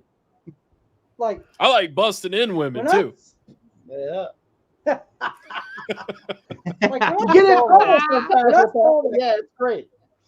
If they bleed, you know that's Oh, their good fault. Lord, you know? yeah. Yeah. Good Lord, yeah. Was it That's terrible. Ivan Woo. Drago? If she dies, kind of thing. Yeah. By the way, I don't know if you guys have seen the new Creed movies, but Creed 3 was awesome. Was it? Yeah. Have you tried the Creed video game? On Oculus Uh, or VR? no, I think it's on like Xbox or a PlayStation. I didn't know they put out a regular one. I knew about the VR one. Yeah, they have one that's for the Creed, and I thought it looked interesting. I haven't got it, but it looks interesting. Yeah, I know the VR one's pretty sweet. So, but I didn't know there was a regular one. I'd be excited to try that out because, you know, speak of a franchise that's overdue for a game, you know, the Fight Night series. Like, when the fuck are they going to bring that back? Actually, Tommy just purchased a Fight Night game just recently. Actually, from our local retro gaming store. Was it Champion? Nah, I think it was an older one. Yep, Fight Night Champion. Yep. Oh yeah, you did get that one. Fight Night Champion too. Yeah. Yeah. That's a good ass game. Yeah. I'm thinking hopefully that like because if I get that Creed game, I want it to hopefully be like Rocky on like PS2, where you can kind of like train and shit and yeah. And you know, I actually had that game and I sold it like a week ago. I had it in a lot of PS2 games that I sold on eBay. But yeah, it was an awesome game. I used to play that with my brother all the time. Yeah, Tommy's favorite box on there, Spider Rico, the first guy you beat in the shitty bar. Oh yeah, Spider Rico, baby. Spider Rico. I can't fucking say it. He's underrated, man. He's underrated in that shitty bar in Philadelphia, but nonetheless. That's right. He's the first victim of Rocky. Give him some props. And Rocky was nice to give him that job in his restaurant. That's right.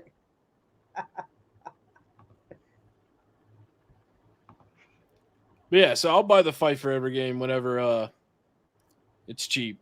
You waited this long. Why not wait for it to be half off? Mm-hmm. If you could wait 3 years, you could wait till the price goes down. Yeah, which will be like 2 months. The summer sale will come. Exactly. And that thing will be half off. Dude, I rarely pay full price for a game these days because there's so many games that I have bought just because they were $5. Like, I don't need to have every game as soon as it comes out. They barely work when they first come out anyways. They have to patch it or it's missing the fucking co-op campaign. You know, don't get me started on that. But, you know, it's usually not worth it to buy a game when it first comes out anymore because they rush them out too quick. Yeah. Yeah. Yeah, what was that one game that came out recently? Well, not recently, in the past couple of years that people just crapped on. I'm trying to remember what the hell the name of it was. Well, I know a lot of people don't like Redfall.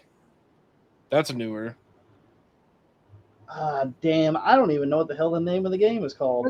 I have it. That Cyberpunk game? Cyberpunk. That's what Mhm. it was. People Yeah. just crapped on that game, and expectations were too high for that game. mhm. That's what happens when you hype up your game too much. Yeah. And Keanu Reeves was too much, man. Hell, I'm wearing the Keanu's right here. John Wick 4, by the way, is a badass movie. I watched that recently. It's pretty sweet. we just recently we lost a few people for deaths here, which we just want to go over real quick. I know the most recent was Tina Turner, real quick. Mm-hmm. Anything you guys want to add about Tina Turner as far as Well, she was a great artist, mhm. and she's a legend. Yeah. So you got to give her props. She had a lot of hits, and I think she's in the Music Hall of Fame. If she ain't, she deserves it. She had a lot of hits from Ike too. Yeah. You know. Yeah. Yeah. Not to be funny or anything. Yeah. I don't. I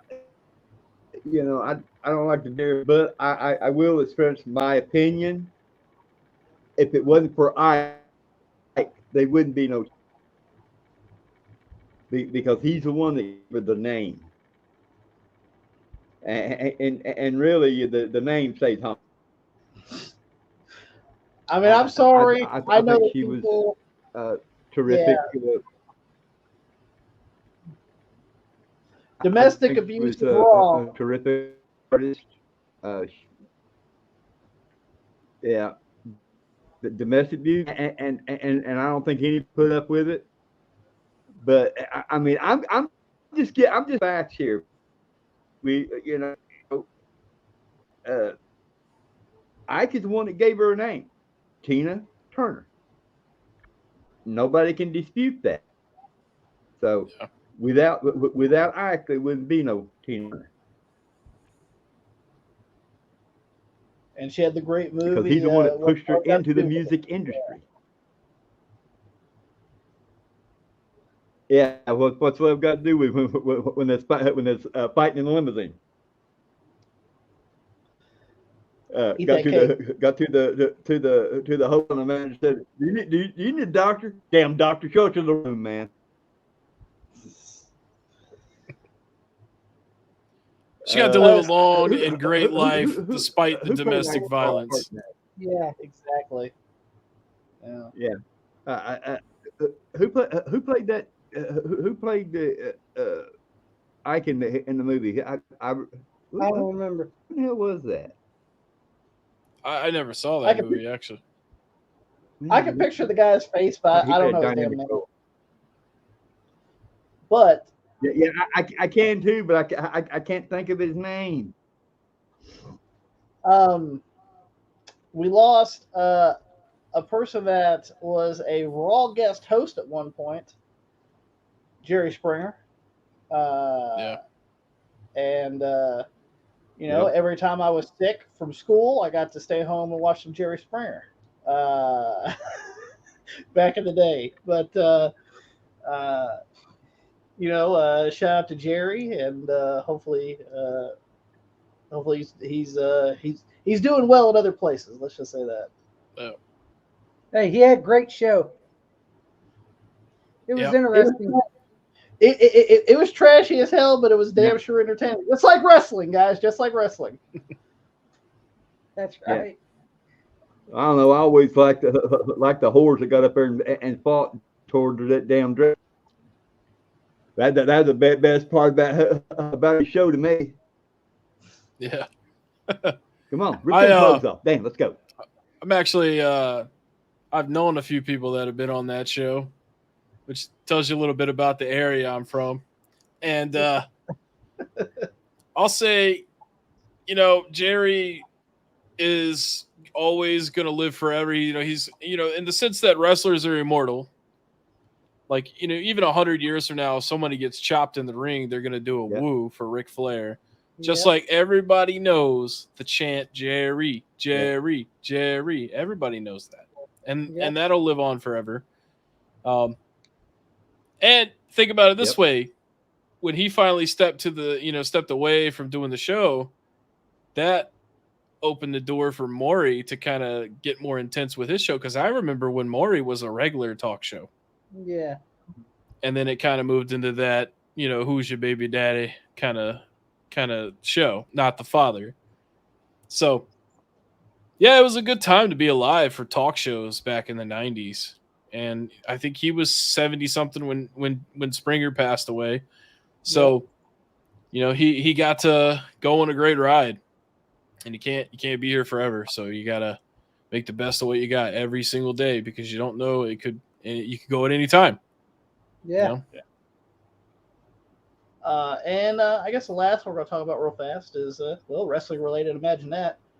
Superstar Billy Graham. Fantastic performer. Very underrated for his time.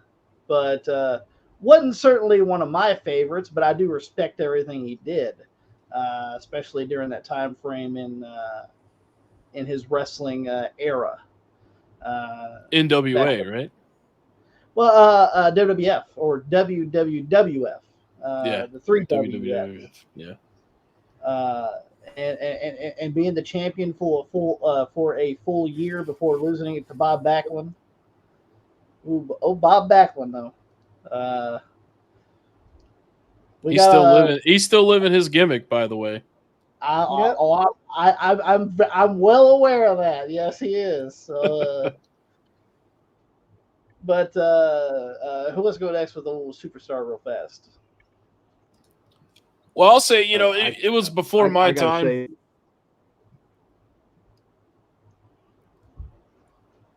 I'm sorry, Pops. I didn't mean to cut you off. No,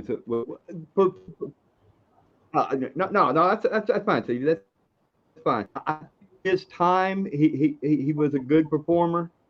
But my thing is, he opened a lot of doors for other talents to that followed his procedure and how things should be in the ring. That's what I think about him. That he opened doors for people to use their imagination to make wrestling. Well, to make wrestling really what it is today, in a platform, that is, good in one sense, it's everything, I just think, that he doors for a lot of people. He opened the door for Dusty Rhodes and a lot of those that came after him. I respect him for that, because he showed him the ropes, you might say. Yeah, I definitely agree with you, Pops, on that. And like I said, Billy Graham was a little before my time watching wrestling, but my brother, he's 8 years older than me. Willie H, that runs TRC. He was saying, and him and a couple of the other guys on our podcast, when we talked about Billy Graham a couple of weeks, when it happened, I think it was last week.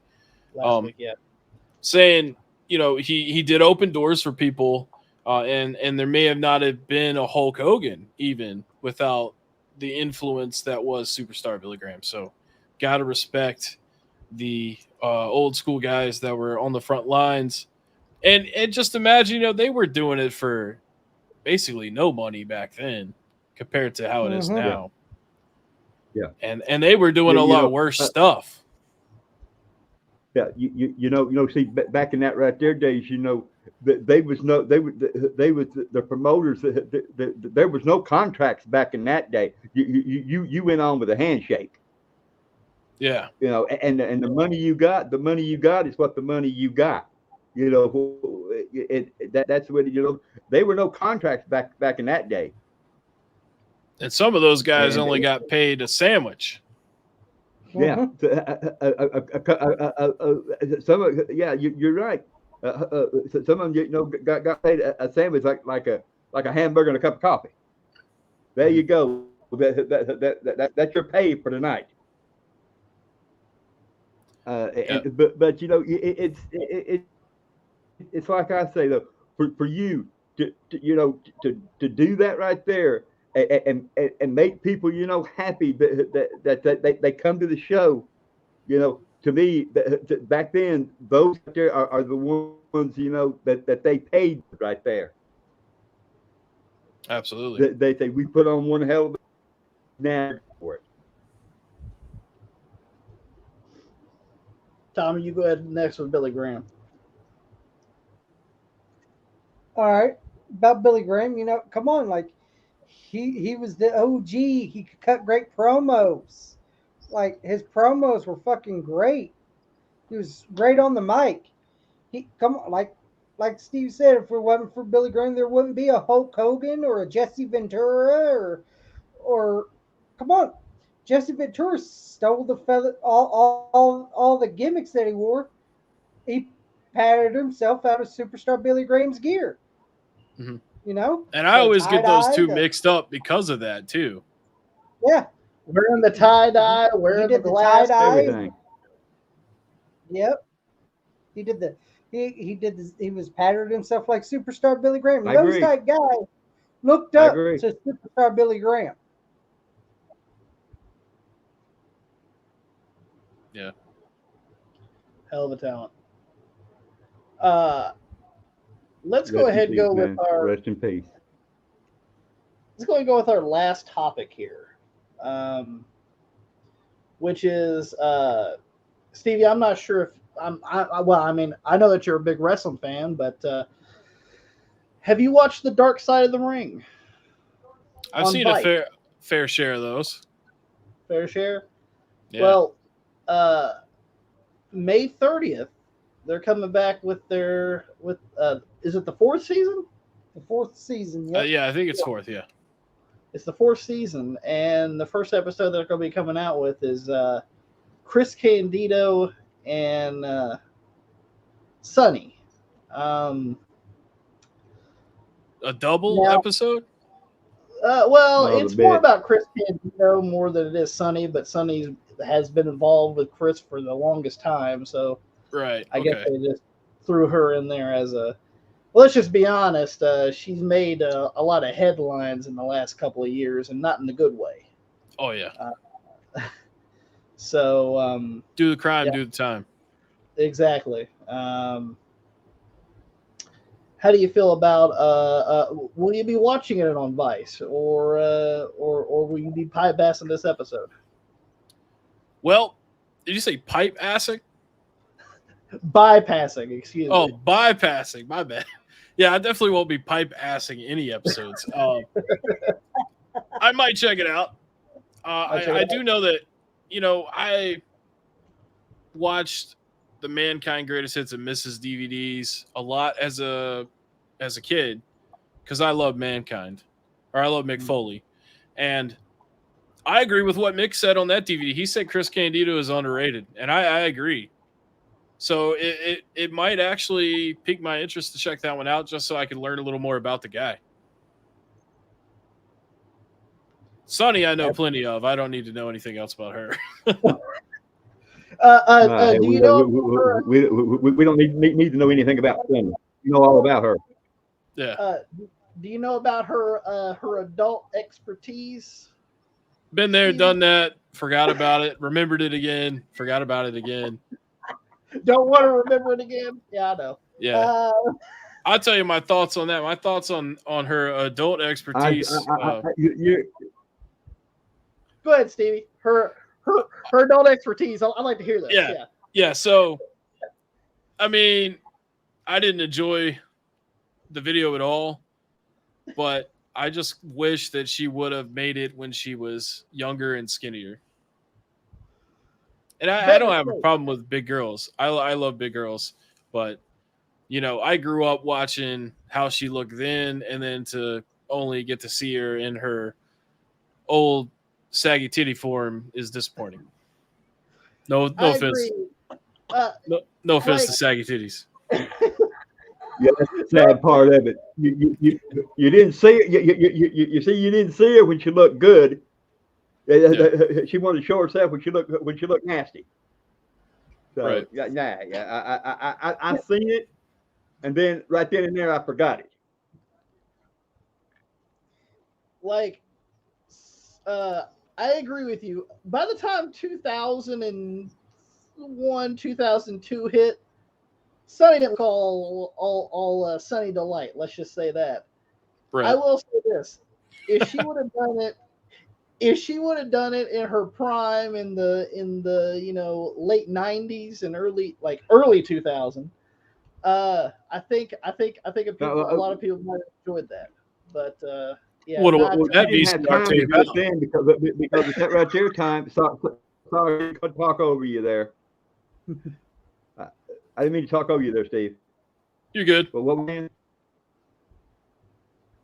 At that right there time, we all know she was banging Shawn Michaels at that time. Yeah. And supposedly having some sunny days with Bret Hart. those sunny days Yeah, with Bret Hart. you're right about that too. But Bret was also looking at that well, girly He magazine. traveled. So Girl magazine. that's what Sean said. He said, "How'd you know I was in that magazine?" Well, You had to flip through the pages a little bit. That's some good ass wrestling show right there, man. I tell you. But Is that what I am? Listen here, Sean. You're nothing but a degenerate. But, I enjoyed that feud between Bret and Sean. It made me laugh. Oh yeah, the whole run that Bret did, where he was the anti-America persona. pro Canadian. Yeah, I remember he was in Pittsburgh on an episode, and he said this funny ass line. He was like, "If I was gonna give the American people an enema, I'd stick the hose right here in Pittsburgh." That crowd about damn booed him as loud as they booed Dominic Mysterio. Love it. I'm looking forward to this episode because Chris Candido, like I remember him when we watched Smoky Mountain Wrestling. Mm-hmm. When he was in Smoky Mountain with Jim Cornette. He was good then too. And when he was in ECW, he was great. And in WCW, this is WCW 2000, so you really didn't get many opportunities when you're there in 2000. WCW. The wrestling. Or as Bret called it, the WCW. He never called it WCW. He always called it the WCW. If you ever hear him fucking do a promo about WCW, it's fucking hilarious. But I'm looking forward to this episode with Chris Candido. Sonny, I already know everything about her. I don't. Yeah. You're telling me something I already know about her. I agree with you, Stevie, and what man said. Chris, to me, was underrated, like you wouldn't believe. I thought he was loaded with talent. Mm-hmm. Also had a cool name. I'd watch him wrestle. Yeah, I'd watch him wrestle, and it's just like, man, he knew what he was doing in that ring. I mean, he was trained very, very well. But I'm going to be watching that episode. Like I said, I don't care. I don't give a damn about Sunny, but I'm going to watch him. She's going to be stick it. Will be. Yeah. Definitely looking forward to it. Actually, growing up, one of the figures that my mom and dad got me was remember the original ECW figures that came out in like 99 and 2000? Yeah. I actually ended up getting a Chris Candido action figure. And, nice. Love it until I accidentally broke the goddamn thing. Oh, But Don't ever try to do a leg drop with one of those ECW wrestlers because their legs will break apart. Okay, but yeah, probably if you're like 11 and you slam the shit out of it, yeah, probably. yeah, that's what happened. A leg drop from the top of the fridge onto the fucking floor. Now, luckily, I ended up getting a brand new copy of it though. So now, I think me and his mom just bought that for him, and he paid the price because I whooped that ass. That's right. Lay the hammer down. That was back when you could actually get wrestling figures in the stores. You know, you can't really do that anymore, especially if it's somebody that everybody wants. No.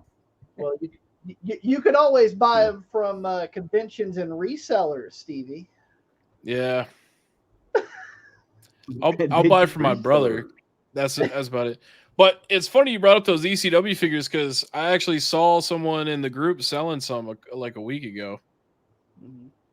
Yeah, they're like I only have a few. I only have a few, but yeah, those are kind of hard to find because they didn't really it wasn't a big release of those. You got them loose or on card? I have a couple on card and a couple loose. Okay.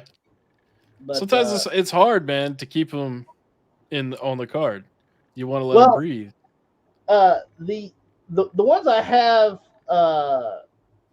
on card are ones I've got in the last few years or whatever. So I've kind of contained about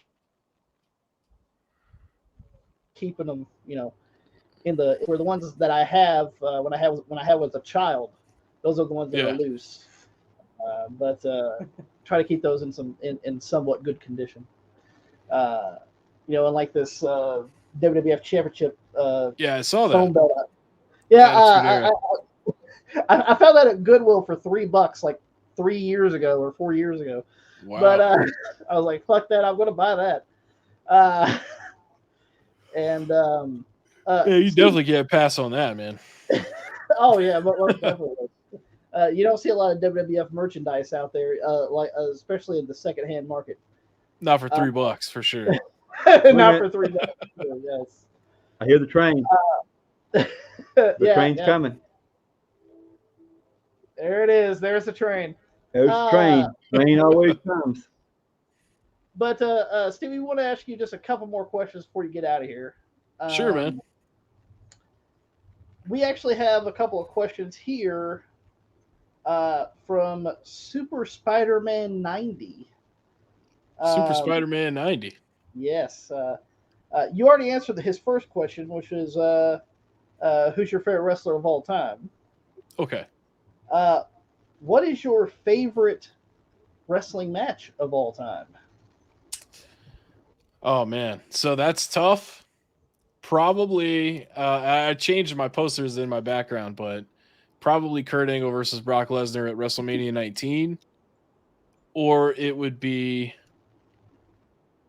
one of the triple threat tag matches between the Dudleys, Hardys, Edge, and Christian. Also, No Mercy 2001. Edge and Christian face each other in a ladder match. I always loved that one.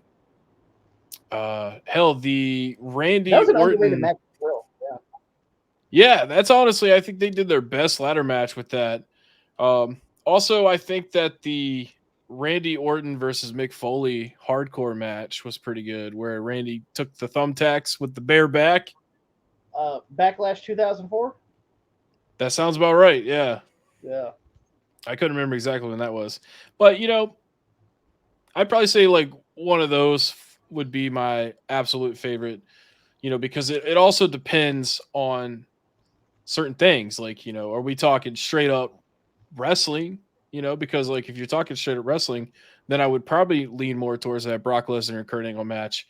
But then there's also King of the Ring 98, Hell in a Cell, which is, that's one of the most popular matches of all time when Mankind got thrown off and all that. Also, the street fight between Shane and Kurt where they couldn't get him through the glass because they didn't buy the right glass and they kept doing it. That was a good match. So I'd say probably between all those, you know. Great picks for sure. Yeah. And his last question from Super Spider-Man 90. What's your favorite video game? Well, now what we're gonna do here for you is tell me just a video game, and then tell me your favorite wrestling video game. How about that? All right, sounds good. So, my favorite video game of all time is a loaded question because here's the thing, okay? If you ask me what my favorite thing is, my favorite movie, I got 10 answers. My favorite band, I've got 10, 20 answers. Same thing goes with games. Left 4 Dead is probably my favorite video game because it's just so replayable. Mm-hmm. But also, if we're talking like storyline wise, Metal Gear Solid. I'm a big fan of the Tony Hawk series myself. I love Tony Hawk. I do too. Tony Hawk Underground, even Underground 2, which wasn't as good. I still like that one. But yeah, I'd probably say Left 4 Dead, Counter-Strike Source I've played a lot of, Minecraft. I mean, who hasn't? Ark, I did a lot of Arkin, which was horrible. I don't recommend it. It's also great, though, so I do recommend it. But yeah, Metal Gear Solid or Left 4 Dead, probably number one absolute. But I've played so many damn video games, it's hard to pick, man. Oh, Pokemon Red. Those Pokemon games, man. Yeah. And what's your favorite wrestling game? Yeah, that's right. You did ask that, and I totally forgot. So I kind of said it earlier, but SmackDown versus Raw 2006. Is it the GM mode? So I do love GM mode. That plays a big role. I thought the soundtrack on that game was great. It was basically SmackDown versus Raw, but like the way that it should have been. So that's why I think 2006 is my favorite because it's the one that came out second. A close runner-up for me would be WWE 13 with the Attitude Era Showcase. Yeah. And 14's not bad either with the WrestleMania Showcase. Also dug the rosters in those two games. Yeah, 14, like, because I believe 14 was the first one that they used with 2K. Yeah. For that to be the first one that they used with 2K, I was pleasantly surprised. Now, when 2015 came out, that was the drizzling shits in the toilet. Yeah. I hated 15. 14, their first hurrah, thumbs up, for real. But 15, I never played 15, but from what I heard, it was just bare bones. It was. They didn't really put too much effort into it, to be honest with you. With SmackDown versus Raw 2006, I just love that game as well. Great soundtrack. I love how they carried over some stuff. I like the challenge. You remember the challenge modes on there? Where it's like Rising Star, Pro, Rookie, all that stuff, as well as some of the great unlockables on there. You know, the $1 Billion Championship, the Hardcore Championship. You can even play WrestleMania 9 for crying out loud, and they had the big blue cage and shit. ECW One Night Stand and shit on there. It was pretty entertaining, some of the stuff that they actually put out on that game. Mm-hmm. Best part about that game is it worked on day one. There was no patches. There was no DLC. Yes, none of this download shit. You put it in your PS2 and you played it, guys. Be like, you mean I have to actually play the game to get stuff that I want? Yeah, you do. Yes, you do. You don't. And it was rewarding that way. It was like fucking unlocking that big blue cage and wrestling at WrestleMania 9. I was like, this is fucking fantastic when I finally unlocked that shit. And then I was like, all right. There we go. Yeah, because nowadays they make the grind so difficult that you're just like, all right, here's $10, man. Give me what the fuck I want. Mhm. And That you know, have I to buy the always DLCs and the yeah, I always buy all the deluxe editions and stuff nowadays because I'm not a kid anymore and I actually can afford it. Because you know, Mhm. you're at the graces of your family when you're a kid. You get what you get. Um, so I buy all the deluxe editions now, and you know what, man? It sucks because when you buy those deluxe editions and they give you every single belt, arena, everything in the game, you don't end up playing it as much because you have no reason to, you know, because you Mhm. got everything.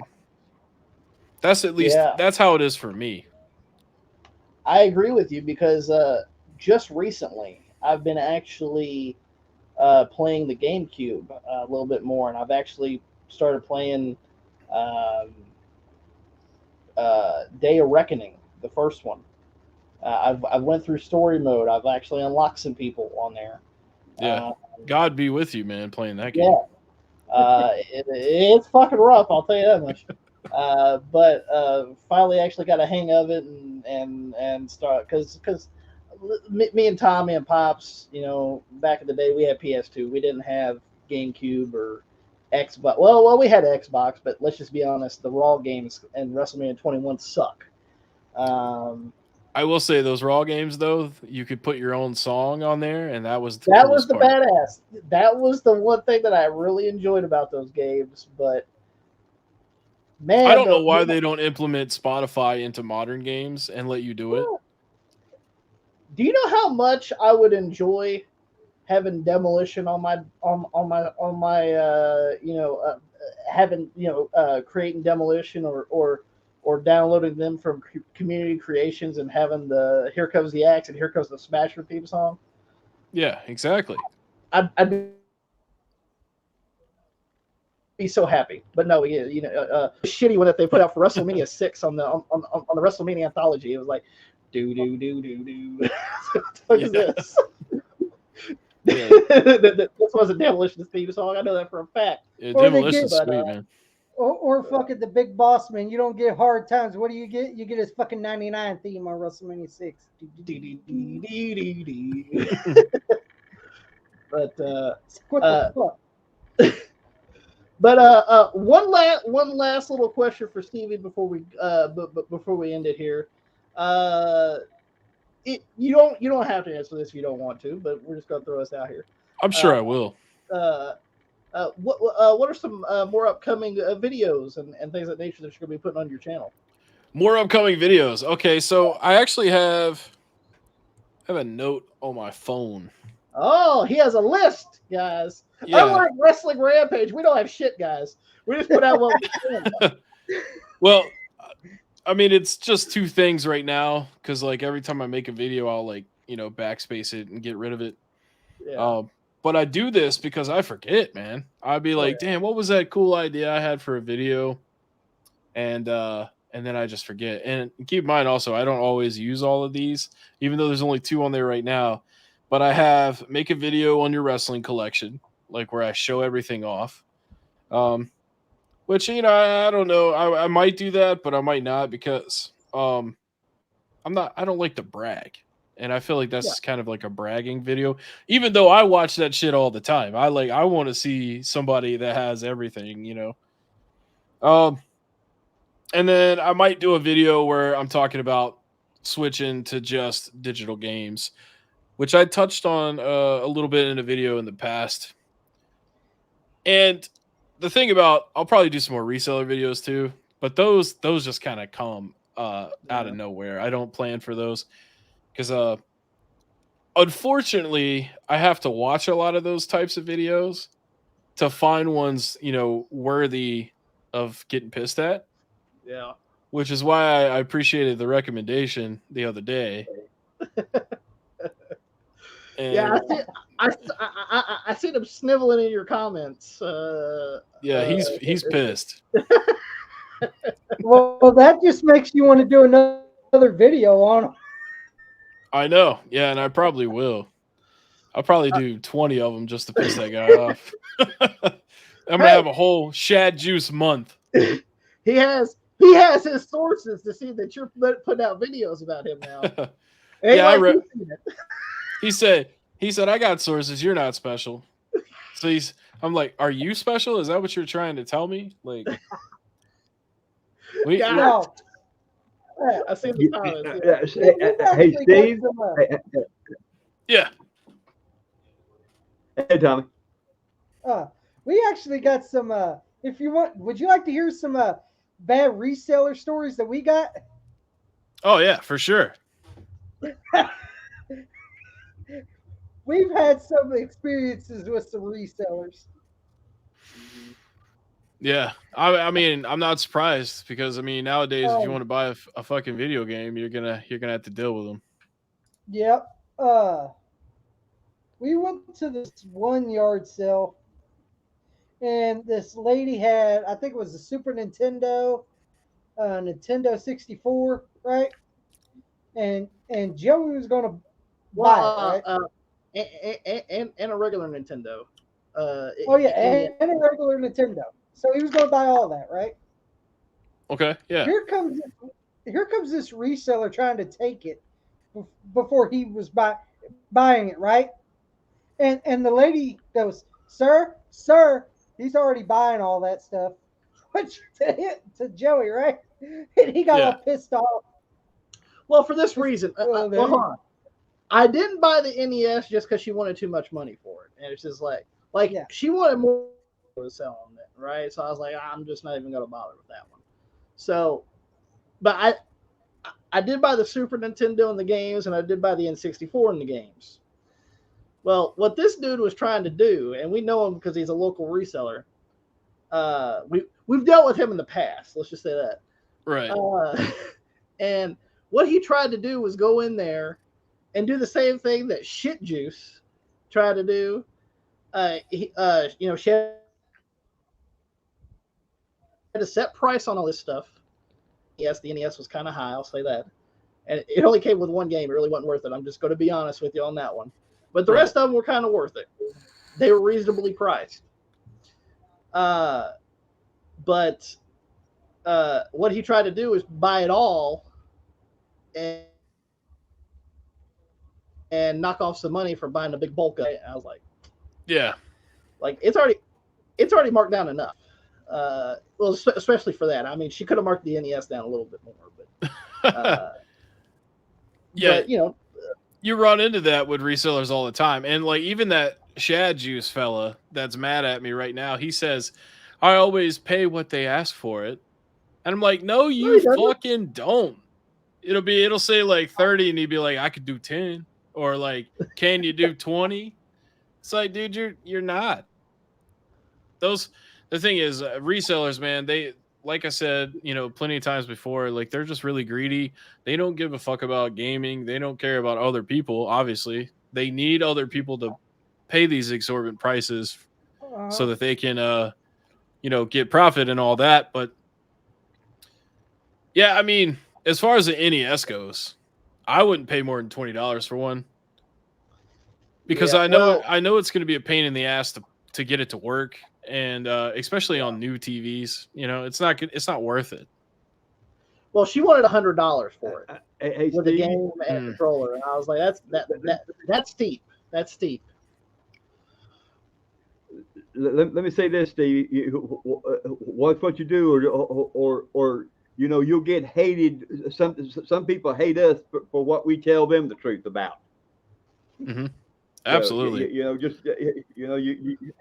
you tell the truth and everything like that right there, and people don't want to hear, they will start hating you. And you that's the way they are. Yeah, I know. Because they can't handle the truth. You're absolutely right. And actually, on one video a couple of months ago, someone said in my comment section, they said, "You're not making any friends on YouTube," because I kept going from one person to the next and showing how crappy they are. And I was just sitting there thinking, like later that day, I was taking a piss and I was like, I don't want to be friends with those people anyway. So like, what the fuck are you trying to say? That's exactly the way we feel. We tell you the truth, but yet you don't want to face the truth. you want to get mad at us because you know we're telling you the truth. Mm-hmm. Yeah, because it's not like I'm gonna go with like a sword and a shield and like prevent them from buying shit cheap and selling it more online. I'm just getting the word out, like how they get the word out. You know, they promote reseller culture, and I promote shitting on them. Like we went to another yard sale. Now this one was funny too. Like the guy got all mad that he bought, which he paid for what the lady wanted for it, and the lady was saying, "Hey, sir, he's already buying those 2 boxes. Sorry." He got all mad and huff and puff and left. But then we went to this one. We went to this one yard sale, and this was an older gentleman, and he had a whole bunch of boxes of video games. So we picked through what we wanted, right? And we picked up quite a bit. Well, we asked him how much he wanted for the games. He said $4 a piece. I was like, hey, that's reasonable, you know? Yeah. And so we picked what we wanted, right? We just picked through what we wanted. And we picked through what we wanted. And we paid, which we did buy a lot. I ain't gonna lie, we did. But then when we left, here comes these 2. We could tell they were resellers. They come through. Oh, y'all took all the good stuff. You took all the good stuff, huh? Hey man, if you're buying good shit to have because you want it, it's all fair. You know what I mean? Yeah, like that's what we did. We bought the shit we wanted because we were adding it to our collection. We weren't going to fucking resell. Yeah. This is going to our personal collection. And the 2 dudes got all pissed off. I look at this right here. If you want them, you're. And I remember as you know, Steve, the old quote: "First come, first serve." What happened to that? Right. Is it true though? They only like the phrase "first come, first serve" when they're on the upper hand side of it. You know what I mean? Yeah. So he paid for he got all the boxes and stuff, and we're like, why the fuck is he bitching? He got shit. Yeah. And he came through and bought everything else that was left. Right. He just got mad that we took some stuff. Yeah, because he was there to make money. He was throwing shit in the box. Mm-hmm. Yeah, no, it's really sad that a lot of people have like kind of resorted to that instead of, you know, actually earning a fair living. You know, they gotta. I mean, we've got pawn shops and game stores. We don't need Jonathan and fucking Billy Bob out here selling shit. You know what I mean? Like Hey, we're pro Kentucky. We see a lot of Billy Bobs, okay? So we know a lot of Billy Bobs. We see a lot of Billy Bob here. We live here in Kentucky. I mean, no disrespect, man. I got a couple of friends in Kentucky too. We know a lot of Billy Bobs. And then we also got Finn Balor here too. So I mean, we got Finn. Yeah. He lives in Kentucky. He's the heart and soul. He's the heart and soul of the reselling there, Steve. Actually, we we didn't see him, but he had our local video game stores that we have in town, and he's done videos there and shit. Oh, okay. In our town, because we live about 2 hours away from where he lives, and he's came down here and sniped on shit. Yeah, we got a lot of old buddies here too. Buddy, old buddies. Old buddy. Old buddies. We got an old buddy. Also, you made me laugh on that one episode, Steve. When you said, "Don't let this man deface a Pokemon card." Oh yeah. Oh my god, dude. Seriously, because that's not cool, man. That was fucking hilarious. I don't even know who the fuck would want his autograph, but yeah, you shouldn't. Even if it's I don't care. I don't care what it is. It could be it could be the fucking hell, Steve. It could be the horrible fucking fish that never wins. All it does is splash. Don't deface any Pokemon cards. If it was a damn My Little Pony trading card, I'd let it slide. But if it's a Pokemon card that's out of print, they haven't made in 24 years, you need to leave that motherfucker be. Do you make? I don't even want to see Weedle getting autographed, okay? And Weedle sucks. Anyway. Yeah, don't do that to poor Weedle, man. Don't do it to Centipede either. Yeah. You know, I've actually heard that Phoenix Resale guy, he stages some of his videos. So he might have went to your stores and like worked something out where he got to film before it opened or something. That could be why you never ran into him. Well, I mean, we're kind of close with the guy that has his shop here because I've actually taken stuff that I got through yard sales and stuff to him. You know, okay. like stuff that he could use in his store. Like, you know, I can't sell, you know, if I wanted to, I couldn't sell like God of War if I really wanted to. Nobody's going to buy it. Yeah. From me. If they're going to buy it from Deets or they're going to try to find it on eBay or something. He would rather probably be able to sell it in his store, not me. Yeah, because I mean, you could probably buy it at a yard sale for $2 or $3, and he'll give you 5-6 trade. Exactly. Yeah. Yeah. That's what I've been doing with a lot of the, like, you know, mid-level common stuff as well, taking it to him instead of, you know, just trying to sell it on my own because there's no reason for me to. Yeah. I'd rather just get rid of it all. If I can buy it for $1 or $2, I might as well just go ahead and just. And see, that's how it should be. That's the proper way to do that, because like, you know, if you're trying to like buy games for your collection that are like expensive, like $80, but you can go out to yard sales and get, you know, a $5-10 Nintendo 64 game for like $1 and trade it in at a store. That's the way to do it, you know. Not this you know, like talking about that Shadjus guy, like there was 3 copies of Wii Sports at that yard sale and he bought all 3 of them because he knows that he can sell it online for 30 a piece or 40 a piece. You know, that's not the way to do that. That's a piss way of, you know, collecting, because, you know, they call themselves collectors, but they're money makers first. I enjoy when you made fun of the what was that guy, Collector Key or whatever, and you go, oh, he's giving away a $7 game, not a $50 game, not a $100 game, but a $7 game. Absolutely. That guy, man. He shoved his reseller cock down the retro video case mouth. That was a good time. I had fun making that video. Dude, like we watch your videos all the time, and we just fucking laugh our ass off. Because we know how, because we go yard selling stuff, but we go because we like going, because it's good to go somewhere and look at stuff and walk around. Yeah, walk around, and maybe you'll find something, maybe you won't. But we enjoy it because, one, it's something to do. It's better than staying locked up in your house all fucking day. Yeah. And so it gives us something to do. Sometimes we find stuff, sometimes we don't. But, yeah. I think Pop's got to take a break. Well, we're going to be ending this anyway because I know that you have a lot of stuff to do anyway. Yeah.